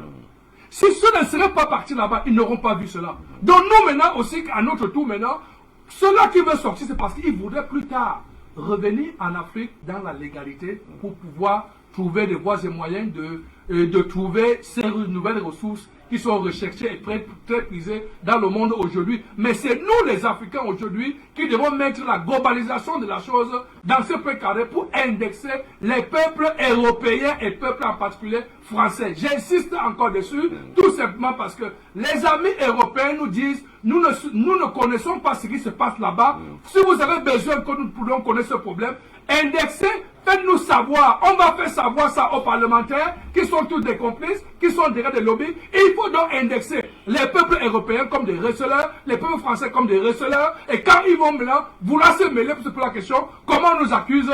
Je crois qu'en ce moment, cette lutte globale pour la souveraineté totale et la dignité de l'Afrique, Madame Florence Parly ne pourra plus venir se mettre en face. Dire n'importe quoi. Dire du n'importe quoi. Alors, Delvaïs Goujou, je voudrais que vous réagissiez très rapidement avant de passer la parole à Sam Parfait, donc ce qui va certainement être la conclusion de cette première thématique. Il se pose un vrai problème de communication autour de ces combats, de cette grande bataille que mène l'Afrique vis-à-vis de la France, mais de façon générale contre l'Occident. Il y a quelques mois, quelques années, le ministre de l'Intérieur italien de l'époque est sorti pour accuser la France en parlant justement d'une monnaie nazie, qu'il a d'ailleurs brûlée. On l'a vu, en accusant la France d'être responsable de la marée humaine qui traverse la Méditerranée à ses risques et périls pour arriver là-bas. Mais est-ce que vous avez senti, vous, une appropriation de cette sortie par la classe politique européenne de façon générale ou en France, puisqu'on parle d'elle? Est-ce que vous avez senti des relais du combat africain prendre cette sortie pour en faire un véritable débat dans l'espace médiatique de ces pays européens? Il y a des pays qui ont fait allusion à la chose. Il y a des pays qui ont fait allusion à la chose, mais comme vous savez, les pouvoirs financiers, en réalité, le monsieur, justement, le ministre de l'Intérieur, et après cela, les dispositions ont été prises pour qu'il ne soit plus au pouvoir. Mais surtout, maintenant, il y a un procès qui lui est collé, un procès sérieux qui lui est collé, et le procès sérieux qui lui est collé est lié à l'immigration. Donc l'intimidation. Très bien. Donc à l'immigration. En réalité, je veux dire, tous les procès qu'on lui connaît, c'est de l'intimidation. Très bien. Exact. Fred. Nous devons comprendre que, justement, c'est ce que je disais un peu plus haut. Les intérêts peuvent être divergents dans beaucoup de cas. Dans le cas d'espèce, il était pragmatique. Il était question des migrants qui traversent par milliers pour venir sur le continent européen. Et là, beaucoup d'États, parce qu'en réalité, les pays qui sont au bord de la Méditerranée, qui reçoivent beaucoup, c'est d'abord l'Italie, l'Espagne, etc. Mais quand il faut repartir dans d'autres États du continent européen, beaucoup de pays commencent à dire les réticences. C'est les pays comme la France disent non, je prends 10 personnes. Je dis, c'est pas ça, on devait repartir. Et même au-delà de la répartition, c'est vous qui êtes les premiers. Parce que 99% de ces immigrants viennent de l'ère francophone. Et beaucoup sont dans cette situation parce que vous, en tant qu'État, vous pillez leur nation. Les jeunes ne peuvent pas avoir un travail. Et au-delà de piller leur nation par les ressources, leur monnaie est entièrement contrôlée par vous. C'est-à-dire qu'ils ne peuvent pas décider d'une politique économique librement viable. Donc en réalité, c'est vous qui êtes responsable de cela. Et on a vu cette levée-là. Mais maintenant, ce qu'il faut comprendre, moi ça me rappelle la guerre que nous avons menée il y a cela quelques années, quand des gens ont décidé, notamment la France, de retirer Afrique Média de son bouquet. Nous, c'est parce que nous, sur le continent, nous sommes extrêmement fermés sur nous-mêmes. Sinon, les meilleurs bouquets du monde, c'est pas un bouquet francophone. Les gars, ils font le chiffre d'affaires dans quelques nations. Moi, en Afrique de l'Est, là, ils ont une tonne de bouquets. Et c'est extrêmement cher. Oui, extrêmement. Et pire, c'est que chez nous, ils pillent. Par exemple, de la question médiatique. Par exemple, si vous avez, je fais pas la plupart de canal, quand vous prenez le canal SAT, vous payez la CRT. En principe, en tant que média national, en tant que vous ne devez pas payer cela. Un Burkinabé paie RTB, au Camerounais, je sais pas, l'Ivoirien paie RT, etc. En réalité, c'est censé être gratuit. Parce que ce sont les chaînes du service public qui, au-delà, quand même, en tant qu'employé ou en tant qu'employeur Fred, vous payez déjà ça dans ce qu'on appelle les redevances audio-visuelles. Donc, on devrait vous taxer cela. Mais quand on prend tout cela et vous les revend encore. C'est une petite parenthèse pour dire qu'en fait, ça dépend de la cifre médiatique. Parce qu'il y a eu des médias, par exemple, en Italie qui sont saisis de l'affaire. Il y a des médias en Allemagne qui sont saisis de l'affaire. Vous avez entendu les chiffres sortis. Il y a un média économique important allemand qui a bien dit qu'en réalité, chaque année, la France retire jusqu'à 400 milliards de dollars du fait des opérations qu'elle tire, du fait qu'elle contrôle la monnaie, le franc CFA, etc., etc. Même en France, il y a des médias qui en ont parlé. Juste que les dispositions sont prises pour que dans les grands médias, que cela ne passe pas. C'est pourquoi quand vous voyez quelqu'un comme Bolloré, il retire beaucoup d'argent des milliards, il achète les médias comme ça. C'est pas pour se faire des bénéfices, parce qu'il veut contrôler ce qu'on dit dans les médias. C'est pourquoi quand il est arrivé, il a enlevé toutes les personnes qui ne pouvaient pas marcher dans sa droite ligne. Quand vous voyez la plupart des grands médias en France, exact. Quand vous voyez les grands médias en France, que ce soit BFM, etc., tout cela sont contrôlés par les groupes financiers. Et quand c'est vous financier, quand vous avez des éléments qui ne partent pas dans le sens, ils s'arrangent à enlever cela. Jusqu'à aujourd'hui, il y avait une possibilité qu'on puisse s'exprimer sur les réseaux sociaux, mais de plus en plus vous vous rendez compte que quand vous dites quelque chose qui ne marche pas dans la droite ligne de ces puissants-là, Facebook soit on vous bloque, soit on a une tonne d'avertissement si vous parlez des choses qui ne marchent pas dans leurs intérêts. Donc je vous dis quoi, qu'il y a des médias qui se sont appropriés, mais généralement veillent à ce que ces médias ne font pas un tapage dessus, on en a vu à la maison. Donc cette guerre médiatique d'opinion, elle existe. Elle existe fortement. Et il ne faut pas que les Africains l'ignorent. Moi, je fais rarement 3 semaines sans intervenir sur le média russe Sputnik. Ça veut dire que si vous regardez Sputnik, si vous regardez Russia Today, je fais les interventions là-bas. Mais c'est les médias qu'on ne regarde pas trop dans nos zones là. Si vous regardez Press TV, c'est la télévision iranienne internationale. CCN, en fait, la chaîne New China, la Chine Nouvelle. Si vous regardez, il y a tout, hein. Contrairement à ce qu'on se dit, ils parlent en français, en anglais, GTN, pratiquement sur tout là. Je veux dire, ça reste, si nous ne restons que dans la cité francophone, nous allons laisser passer 80% de la vraie information. Donc, pour dire en termes simples, pour répondre à votre question, oui, beaucoup de médias en ont parlé, juste que les gens veillent à ce que on n'en parle pas dans notre zone. Merci à vous, docteur Dalvaris Goudjou. Vous voulez ajouter quelque chose d'autre très rapidement? Oui, je voulais tout simplement dire que les faits qu'on voit comment le monopole sur la communication se fait par les grands médias, contrôlé par les grandes oligarchies des grandes familles francophiles, nous devons tout simplement savoir que c'est là où nous devions percer, trouver les possibilités d'atteindre ces populations pour les faire comprendre. Et je dis encore sur ce plateau, merci à ce grand visionnaire qui est son excellence M. Paul Biya, qui nous a offert Afrique Média au Cameroun, en Afrique, en ce 21e siècle, où nous sommes assis ici en train de parler comment déconstruire et trouver les voies et moyens à atteindre notre dignité, notre souveraineté. Donc aujourd'hui, si nous ne touchons pas ces peuples, ces populations européennes, en particulier françaises, par tous les voies et moyens, en dénonçant chaque jour aujourd'hui sur cette lutte globale dans ces 14 pays du précaré français, je pense que notre lutte se fera individuellement, et individuellement la France ne partira jamais, et ce ne partira pas certains pays qui quelque part comme qu'on utilise comme ces pays comme ces pays de la Lituanie, tous ces pays-là, ils vont vouloir jouer dans la poste à Cuba pour se maintenir. Et en se maintenant, et avoir les subventions de Bruxelles. Les subventions de l'Europe qui passent par la France. Et la France, aujourd'hui, en tant que président de cette commission, qui représente cette commission, elle est en train de vouloir tirer cet argent pour le donner. Et ceux-là seront là pour faire quoi? Pour pouvoir piller toujours les ressources et empêcher le développement de toute l'Afrique et tout le Sahel. Donc aujourd'hui, je pense que nous devons trouver une autre possibilité d'avoir une autre carte dimensionnelle en face pour pouvoir interpeller les peuples européens pour leur dire voilà ce qui se passe et nous considérons que vous êtes des receleurs et nous voulons bien vous entendre parler pour pouvoir dénoncer à votre tour vos élus, vos dirigeants de pouvoir se retirer de l'Afrique. Parce que nous, cette combat, nous l'avons pas fait seul. Nous l'avons fait avec les citoyens et les populations européennes, en particulier françaises. Parce qu'ils sont mal informés et nous avons besoin qu'ils nous accompagnent dans cette lutte. Merci. Pourtant, ce débat existe. Il existe bel et bien, patient par fin d'homme. Je veux dire en Afrique, mais également en France. Moi, j'ai souvent suivi, même au Parlement français, des débats vifs, notamment avec quelqu'un comme Jean-Luc Mélenchon, qui est très dur, avec d'ailleurs un Éric Zemmour, même si c'est par, comment vous appelez ça, par opportunisme politique, le dit, mais il y a quand même ce débat qui existe, et justement, la présence française aujourd'hui est un débat en France. Mais revenons sur la problématique de cette présence-là, pour dire que Bamako a adressé à Paris une lettre pour la révision de l'accord de défense. Pendant ce temps, Paris sort pour dire la France ne va pas rester au Mali à n'importe quel prix. Alors qu'il suffit simplement de se pencher sur ce document-là, de répondre à Bamako, de siéger et de définir le nouvel accord de défense. Est-ce que vous pensez que la France est prête à faire ce pas? Est-ce que finalement ce ne serait pas cette délégitimité, Exact. C'est leur langue, c'est leur langue, c'est pas la mienne, excusez-moi.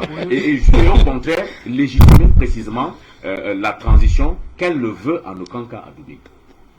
C'est une question très, très importante, mais qui est simple. En réalité, nous avons répondu à cette question. Je vais quand même y revenir. Mais je commence quand même par essayer de détricoter ce qui risque d'apparaître comme une espèce de malentendu sur notre plan de la programmation stratégique, sur le plan de la communication. C'est très important. Dieu ne dort parle des peuples français comme des receleurs. Oui, mais pas consentants. Oui, eux ils pensent que les performances, non, les performances économiques de leur pays sont dues au fait qu'ils sont un pays puissant qui peut. Mais ils ne sont pas consentants parce qu'un receleur, c'est quelqu'un qui sait ce qu'il fait, qui est consentant, premièrement. Deuxièmement, il faut le dire, quand vous regardez les médias, l'axe qui consiste à dire que ces médias français-là, qui commencent à parler de la question, n'est-ce pas, des injustices que subissent les Africains. Mais à la limite, j'ai failli rire un peu, Djenedor. Mais Davanès vous l'a un peu dit. C'est incroyable. Bolloré, à lui tout seul, a acheté plus que la quasi-totalité des médias importants en France. Il a mis de côté tous les journalistes qui semblaient ne pas être dans la nouvelle ligne éditoriale qui était la sienne. Vous comprenez? Ce gars-là ne peut pas accepter que le ton et des questions aussi importantes que nous traitons ici soient traitées sur ces questions-là pour édifier l'opinion française. Jamais de la vie. Il faut justement que nous allons dans le sens inverse, c'est-à-dire créer ce qu'on appelle les médias alternatifs. Et c'est ça, Afrique Média. Créer des pôles alternatifs de notre discours, d'une notre information, et que nous nous arrangeons à la faire parvenir à cette opinion française-là. C'est seulement comme ça qu'on va gagner occidental. Vous comprenez? Mais si on compte sur les médias classiques occidentaux qui sont à la solde de cette oligarchie financière qui pille l'Afrique, mais non seulement l'Afrique, et un certain nombre de pays dominés, alors on se fout le doigt là dans l'œil. Attendez, monsieur, attendez, je vous ai bien écouté, je vous ai bien écouté, je vous ai bien écouté. Donc c'est une question de pédagogie, vous comprenez. Il ne faut pas, au moment où on veut, n'est-ce pas, réveiller le peuple français principalement, mais même européen en général, sur les méfaits des attitudes d'un pays comme la France sur notre continent. Commencez d'abord à les indexer comme des complices de la gestion de leur oligarchie. Je rappelle, je donne l'information. Je crois que c'est Oxfam qui a sorti ses résultats ces derniers temps. Dans la période Covid, les riches dans un pays comme la France ont doublé leur richesse, leur revenu fois 2,5 d'ailleurs. Par rapport à une décennie. Non, sur 10 ans, ils n'ont pas été riches comme et les pauvres se sont davantage appauvris. Donc, je ne sais pas si vous comprenez. Les gilets jaunes, c'est quoi? Ce sont les gens qui sont d'accord avec la politique française? Non. Donc, il faut qu'on comprenne très bien que c'est vrai. Nous contestons le rôle néfaste, j'allais dire diabolique, de cette élite chez nous, parce que nous subissons ça de plein fouet. Mais même là-bas, chez eux, en Occident, ça fait des victimes, monsieur. Cette politique fait des victimes. Et même quand on regarde souvent les élections, on regarde des instituts de sondage, c'est acheté par eux. Les médias les plus importants que nous appelons les médias mainstream, c'est acheté par eux. Pas seulement en France, hein, mais c'est un conglomérat à travers le monde dont on a l'impression que comment dire ça, la salle de rédaction est unique. Au point où tu écoutes le même ton, les mêmes éléments de langage sur plusieurs médias sur un sujet donné. C'est là le point faible encore, le moins faible au niveau de notre continent africain. C'est une réponse médiatique coordonnée qui n'existe pas encore et que nous devons justement construire. Et c'est là où c'était important, quand nous avons interrogé, par exemple, le Mali actuel, le gouvernement malien actuel, en disant, arrêtez, c'était pour lui donner les moyens à ceux qui peuvent vous aider à contrer suffisamment. Mais j'ai compris. Mais écoutez, mais en même temps, en tant que panafricain, je vous dis, dans un premier temps, je réponds d'abord. Et j'espère que mon attitude sera bien analysée et je l'autre côté. Donc c'est ça, mon cher ami Dieu de Nord. Nous sommes dans une guerre. Attention, nous sommes dans une guerre. Hein. C'est une véritable guerre dans laquelle nous sommes. Mais dans cette guerre-là, il faut avoir du tact. Il faut beaucoup de pédagogie. Il ne faut pas heurter certaines sensibilités. Les gens qui seront des alliés, il ne faut pas heurter leur sensibilité parce que, de manière, d'une façon à terme, ce sont des gens avec qui nous serons obligés de cheminer ensemble. Peut-être pour atteindre des objectifs à moyen terme, même s'il faudra se séparer après. C'est très important. Stratégiquement, oui. Et je vais dans le même sens que mon ami patient. La semaine passée, vous avez vu la question ukrainienne. La semaine passée, nous avons vu la sortie du du vice-amiral chef d'état-major de l'armée allemande. Il a dit Poutine mérite du respect. Et la Russie, c'est le plus grand pays du monde. Quand vous dites que la Russie veut à tout prix voler quelques villages ukrainiens pour manger ses terres, vraiment, ça n'a pas de sens. On l'a fait partie. Il y a cela quelques temps. Ce que Patient dit est pertinent. Il y a cela quelques temps. Avant que le général Lecointre ne vienne en tant que chef d'état-major interarmée de France, le général qui était, il a dit qu'il part. Quand De Villiers était là, quand Macron est venu, avec le respect là, il a dit respect là, un gamin lui parle comme ça. Il a dit moi je pars. Je vais dire quoi? Que même dans l'armée française, quand vous parlez, il y a beaucoup d'éléments qui ne sont pas d'accord avec la politique française. Les gars sont même interrogés. Vous savez, ici, là, tout récemment, le chef d'État, le premier ministre malien, Chougo Magaki, le disait. Quand le chef de Barkhane est venu au Tchad, qu'est-ce qu'il a dit à ces gars? Il leur dit, nous étions ici, il y a 100 ans. Il y a 100 ans. Nous sommes partis il y a 60 ans et nous sommes encore là pour au moins 100 ans. 60 ans.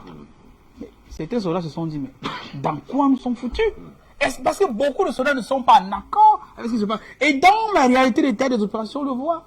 Une grande illustration, est-ce qu'on a vu en Côte d'Ivoire? Les Français ont organisé. Ils ont pris le matériel militaire pour tuer les propres soldats français et faire porter le chapeau au président Gbagbo. Pour utiliser ça comme un prétexte pour détruire les forces aériennes de Côte d'Ivoire. Et après, on a vu les conséquences. Ce qu'aujourd'hui, il y a eu des enquêtes qui continuent en France. Les familles des victimes disent que, mais quand ils ont ouvert le cercueil, on voit les soldats. C'est comme on n'a même pas lavé les gars. C'est comme si on était en train de cacher quelque chose. Il y a même des familles où on a confondu le cercueil, c'est-à-dire dans le cercueil de X et le cercueil de ton fils va ailleurs. Et effectivement, la plupart, la dame à l'époque, il y avait une dame, Ayo Marie, elle était à la défense. C'est pas tous ces gars-là. Des Villepin, des Villepin, il était premier ministre là.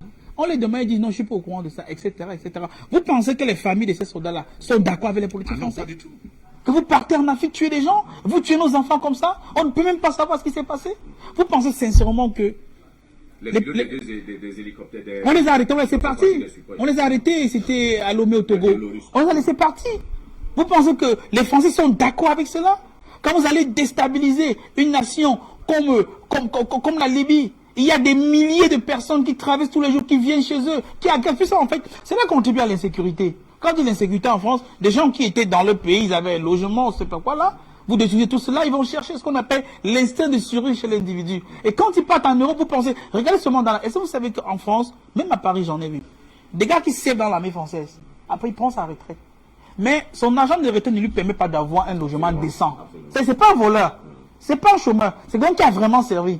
Mais vous pensez qu'il est d'accord avec cette politique-là? C'est pourquoi je dis, je suis tout à fait d'accord avec Patience que, en fait, dans un contexte, c'est très important, même ici chez nous. Est-ce que vous pensez que nous tous là, est-ce que nous ne sommes pas totalement d'accord avec les politiques que prennent nos dirigeants? Non. Sinon on ne fera pas un coup d'État au Mali, sinon on ne fera pas au Burkina, dans tous ces pays-là. C'est parce qu'à un moment, on a l'impression qu'il y a une situation. Et c'est vrai ce qui s'est passé. Tous ces gars avaient des missions. Quand Sarkozy venait, la mission qui lui a été confiée, et c'est ce qui a déstabilisé les décisions stratégiques de la France au niveau militaire, c'était qu'il fallait rentrer la France dans le commandement supérieur de l'OTAN. En d'autres termes, la France devenait comme une sous-armée de l'OTAN. C'est pourquoi la France ne décide pratiquement de rien. Avant, Sarkozy, c'était pas comme ça. C'est ce qui avait permis à Chirac, à son époque, de dire aux Américains, vous n'entrez pas en Irak, si vous passez par le Conseil, je mets un droit de veto. Parce qu'ils avaient cette autonomie-là encore. Mais quand Sarkozy est arrivé, on lui a dit, voilà ce que tu devais faire. C'est pas tous ces gars-là, je crois que c'était pas qui, je lis une interview avant-hier, il se gargarisait, disait que nous avons fait venir, puisque les Macron et tous les gars là, que c'est les Macron et Sarkozy, les gars fréquentaient assidûment les young leaders, c'est-à-dire les gars qui vont être utilisés demain pour atteindre le pouvoir. Très bien. Bref, je vais dire en sortant que oui, vraiment, on est contre les politiques françaises, mais nous ne l'aurons pas. Même la retraite enfant aujourd'hui ne permet pas à des millions de personnes. Ils sont au minimum, ça c'est les statistiques officielles INSEE, mais qui sont en réalité très loin de la réalité. Il y a 6 millions de Français qui dorment dans la rue. Vous pensez qu'ils sont fiers de ce que l'État fait? Alors, ambassadeur, je voudrais patient, parce que comme tu vas conclure, je voudrais que peut-être qu'il précise très rapidement, s'il te plaît. Et je voudrais bien préciser à M. Patient ici que je ne demande pas que nous faisons la guerre avec certaines chaînes mainstream et certaines chaînes qui sont aujourd'hui maîtrisées par certaines oligarchies françaises. Mais je voudrais que nous comprenions tout simplement que nous ne pourrons pas nous en sortir sans impliquer le peuple en lui-même, le peuple français. C'est ce que je voudrais bien, et j'insiste encore dessus, que la chaîne Afrique Média qui est ici, à la mesure que nous parlons tout simplement de l'État français, de l'État européen, sans impliquer les populations elles-mêmes à l'intérieur, parce qu'aujourd'hui, nous parlons de l'État malien et nous parlons des populations maliennes. Nous ne parlons pas seulement de l'État malien, nous parlons de l'État et des populations qui sont aujourd'hui en train de donner qui convergent avec l'État sur la défense et de la souveraineté du pays et de l'Afrique. Donc nous aussi qui sommes panélistes aujourd'hui, dans notre sens pédagogique, comme vous avez si bien dit aujourd'hui, aux yeux des Africains, c'est de savoir que notre souffrance vient aussi des populations françaises, des populations européennes. Et ça va consécuter, comme vous l'avez si bien dit, monsieur Papendo, nous sommes en guerre. Dans la guerre, il faut toutes les stratégies pour pouvoir atteindre nos objectifs. Et ça, c'est une stratégie que je viens encore pour vous activer aussi et vous animer par là, que c'est une stratégie pour que les populations européennes, en particulier françaises, qui sont souvent dans la mauvaise information, puissent se conscientiser que nous sommes indexés en Afrique. Alors finalement, la symbiose se fait ensemble avec ces populations pour que ces oligarchies qui sont en Afrique puissent sortir comme nous le voulons bien pour le développement. Ou pas desserrer. Partir. Parce que desserrer, ça veut dire on essaye un peu de voir.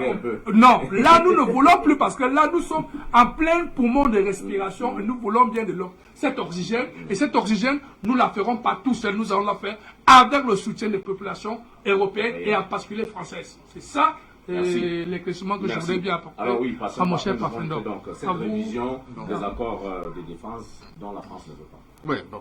Avec mon frère ami Dieu de Nord, on va. Je crois que. Comment on dit ça?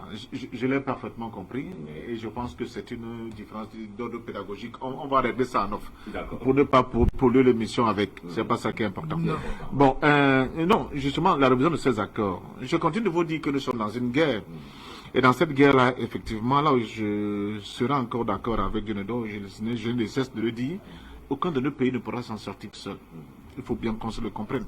C'est pour ça que je suis très heureux des synergies qui se mettent en place, par exemple maintenant entre le Mali et l'Algérie, le Mali et la Guinée. Et j'ai vu que même au Sénégal, ça commence à teinter. Ça devient très très inquiétant. Au Niger, c'est très inquiétant. Effectivement. Est-ce que la Guinée, c'est pas par opportunisme pour Doumbouya? Non, j'ai vu tout ça. Mais c'est une question de pragmatisme. Exact, très bien. C'est-à-dire, vous m'avez exclu de la CEDEAO. Vous prenez des décisions au nom de la CEDEAO. Vous me demandez, moi qui suis exclu, de les appliquer. Il y a quelque chose, il y a un contresens là, premièrement. Deuxièmement, je vois très bien, je vous vois venir. Si je valide, le plan pragmatique de Doumbouya, ça aurait été un non-sens qu'il appliqua ces décisions. Et c'est ce que nous voyons. Le Niger est aussi déjà en difficulté. Et tout à l'heure, pour toujours essayer de mieux me préciser, c'est Dieu de notre Dieu qui nous disait, mais le Mali, il fait notre fierté. Pourquoi? Parce qu'il y a une osmose entre le peuple et ses dirigeants. Ce que les dirigeants sont en train de faire, c'est ce que le peuple veut. Or, la plupart de nos États, d'autres États, on ne va pas la citer ici, souvent ils prennent des décisions qui sont complètement opposées, n'est-ce pas, à la volonté du peuple. C'est le cas au Niger, prenons seulement le cas du Niger. Et c'est pour ça qu'il y a le problème. C'était le cas qu'il y avait au Burkina. Vous comprenez? C'est le cas dans nos... J'ai vu M. Ouattara aller féliciter Ali Bongo. Parce que le représentant du Gabon, au niveau du Conseil de sécurité, était un pourfendeur total de la nouvelle politique malienne. Vous comprenez? Est-ce que les Gabonais sont d'accord? Jamais. Pas du tout. Donc ils ont à la tête de leur pays des dirigeants qui sont complètement en déphasage par rapport aux aspirations profondes du peuple gabonais. Donc justement, il faut donc, c'est ça le rôle aussi que nous avons sur ce plateau, il faut construire cette alchimie qui va créer maintenant cette osmose entre le peuple et les dirigeants. Mais ce n'est possible que par le travail. Et ce travail, il doit être constant, il doit être au jour le jour, minute by minute, comme on dit. Il faut le faire sans relâche. Pour qu'au sein de ce peuple déterminé, là, naissent donc maintenant de véritables leaders, comme c'est le cas d'Assimi Goïta, qui sont prêts à aller au sacrifice pour défendre justement les intérêts du peuple. Alors, l'équation de la sécurité d'Assimi Goïta et de ses amis, oui. C'est une équation importante. Mais à partir du moment où ils ont pris cette direction-là, les têtes ont été mis à pied, pas pareil. Le coup d'État, moi qui m'inquiète, j'espère que les nouvelles autorités de Burkina vont me surprendre agréablement. Mais le coup d'État qui m'inquiète, c'est ce qui s'est passé au Burkina. Il nous faut des signaux forts qui viennent du Burkina pour nous démontrer qu'ils sont justement dans la lignée du panafricanisme. Sinon, ça va être un refuge de tous les complots de la barbouzerie française pour essayer de gêner la marche en avant du Mali. Et ça, nous n'en voulons pas. Et nous le disons aux autorités. Oui, mais nous le disons aux nouvelles autorités du Burkina Faso. Soyez dignes de Thomas Sankara. À défaut, on serait combattu avec la dernière rigueur. Pas de panafricanistes que nous sommes. Nous attendons des signaux de votre côté qui vont dans ce sens-là. C'est très important. J'espère qu'ils vont nous surprendre agréablement. Il faut le plus. Mais maintenant, justement, on a signé des accords. Soi-disant, ce n'est même pas nous. La France a signé des accords avec la France. Parce que la plupart de ces accords ont été signés avant même les indépendances. Bon, d'accord. De nouvelles autorités arrivent, qui ont la légitimité populaire, comme on a vu. Vous avez vu le peuple sortir au Mali, c'était facilement à Bamako. Partout, même dans les villes qui étaient, dont on ne soupçonnait pas qu'il peut y avoir une pareille mobilisation. Ces nouvelles autorités vous disent, nous, on veut reconsidérer ces accords. Nous voulons les, pour être gentil, les renégocier. Mais en réalité, nous voulons les biffer, si on veut parler de manière triviale. La France dit, ah, nous, on ne veut pas. Elle ne répond même pas. Elle ne répond même pas, parce que la ligne rouge a été franchie depuis, si vous franchissez la ligne rouge, non pas. Depuis la ligne rouge a été franchie parce que la Russie est là, elle ne veut toujours pas partir. C'est pourquoi, frère? Parce que c'est là où les Africains font semblant de ne pas comprendre. Mais pour Paris, c'est un arrêt de mort. Davalis l'a dit, l'Algérie, la Tunisie, le Maroc. On a déporté même le roi marocain de l'époque, hein, on l'a dégagé de là. Parce qu'il pose des questions de souveraineté. En Tunisie, des guerres, milliers de morts. Il y avait des bases militaires françaises là-bas. Pour qu'on les dégage de là, les gens sont morts. En Algérie, ça s'est terminé avec les accords de Vienne, avec toute l'histoire que vous connaissez, de 62. Donc la question là, où nous voulons nous défaire, sortir de cette cage en fer que la France a imposée sur nous, comme pour être sous cloche par rapport à nos ambitions. Mais vous pensez qu'on va sortir là comment? En négociant? Jamais. Ça va être la guerre. Et c'est ce que nous voyons au Mali. C'est ce que vous avez vu des prémices en Côte d'Ivoire. Voir un pays comme la France donner l'ordre à son armée de bombarder un palais présidentiel, mais ce n'est pas un jeu. Donc, nous serons obligés de passer par cette épreuve de feu pour reconquérir notre liberté et notre indépendance. Et nous sommes obligés de le faire. On n'a pas d'autre choix que celui-là. C'est pour cela que je pense que les autorités maliennes ont certainement leur agenda. Ils ont certainement, comment dire ça, construit par palier. Et chaque jour qui passe, on a l'impression qu'il y a un palier qui est franchi. Il y a un palier qui est franchi. Et c'est pour cela que j'ai l'impression que quand on écoute très bien, et on regarde très bien comment la politique française par rapport en Afrique est en train d'évoluer, la France est dans tous ses états. Parce que c'est pertinemment qu'elle est en train de perdre la partie. C'est à nous de hâter ce mouvement, de par notre conscientisation, de par nos démarches pédagogiques, mais surtout de par notre combat pour conscientiser les opinions occidentales sur les méfaits de cette politique sur notre continent. Vous avez vu, monsieur, comment il s'appelle, Macron, aller au Niger et dire une chose incroyable, d'égale mesure avec la connerie de Sarkozy à Dakar. Il dit, les femmes nigériennes font beaucoup d'enfants. Mais monsieur, quelqu'un t'a interdit de faire enfant. Quel est même ton problème? Tu aimes tout jeune encore? Mais c'est pas possible, tu es tout jeune. Mais Fred, il faut lui prêter nos petits Nyango ici à Douala. Il y en a plein qui sont... Il suffit d'une nuitée et... Mais c'est quoi cette affaire? C'est nous. Hier encore, on disait la Chine. Le problème de la Chine, c'est sa population. C'est pour ça qu'elle ne décolle pas. Aujourd'hui, tout le monde voit bien que la force de la Chine... La Chine encourage encore, hein. C'est sa population. Oui, même la politique enfin, un enfant a été à 2. La semaine passée, ils sont passés à 3. Voilà, oui, on voit bien que la force de la Chine aujourd'hui, c'est sa population à plusieurs égards. D'abord, quand vous êtes plus nombreux, vous créez beaucoup plus de cerveaux utiles. Deuxièmement, vous créez un marché en interne quand vous avez une économie qui se développe, qui n'a même pas besoin de l'extérieur. Donc vous avez une palette de ressources infinie quand vous avez une population conséquente.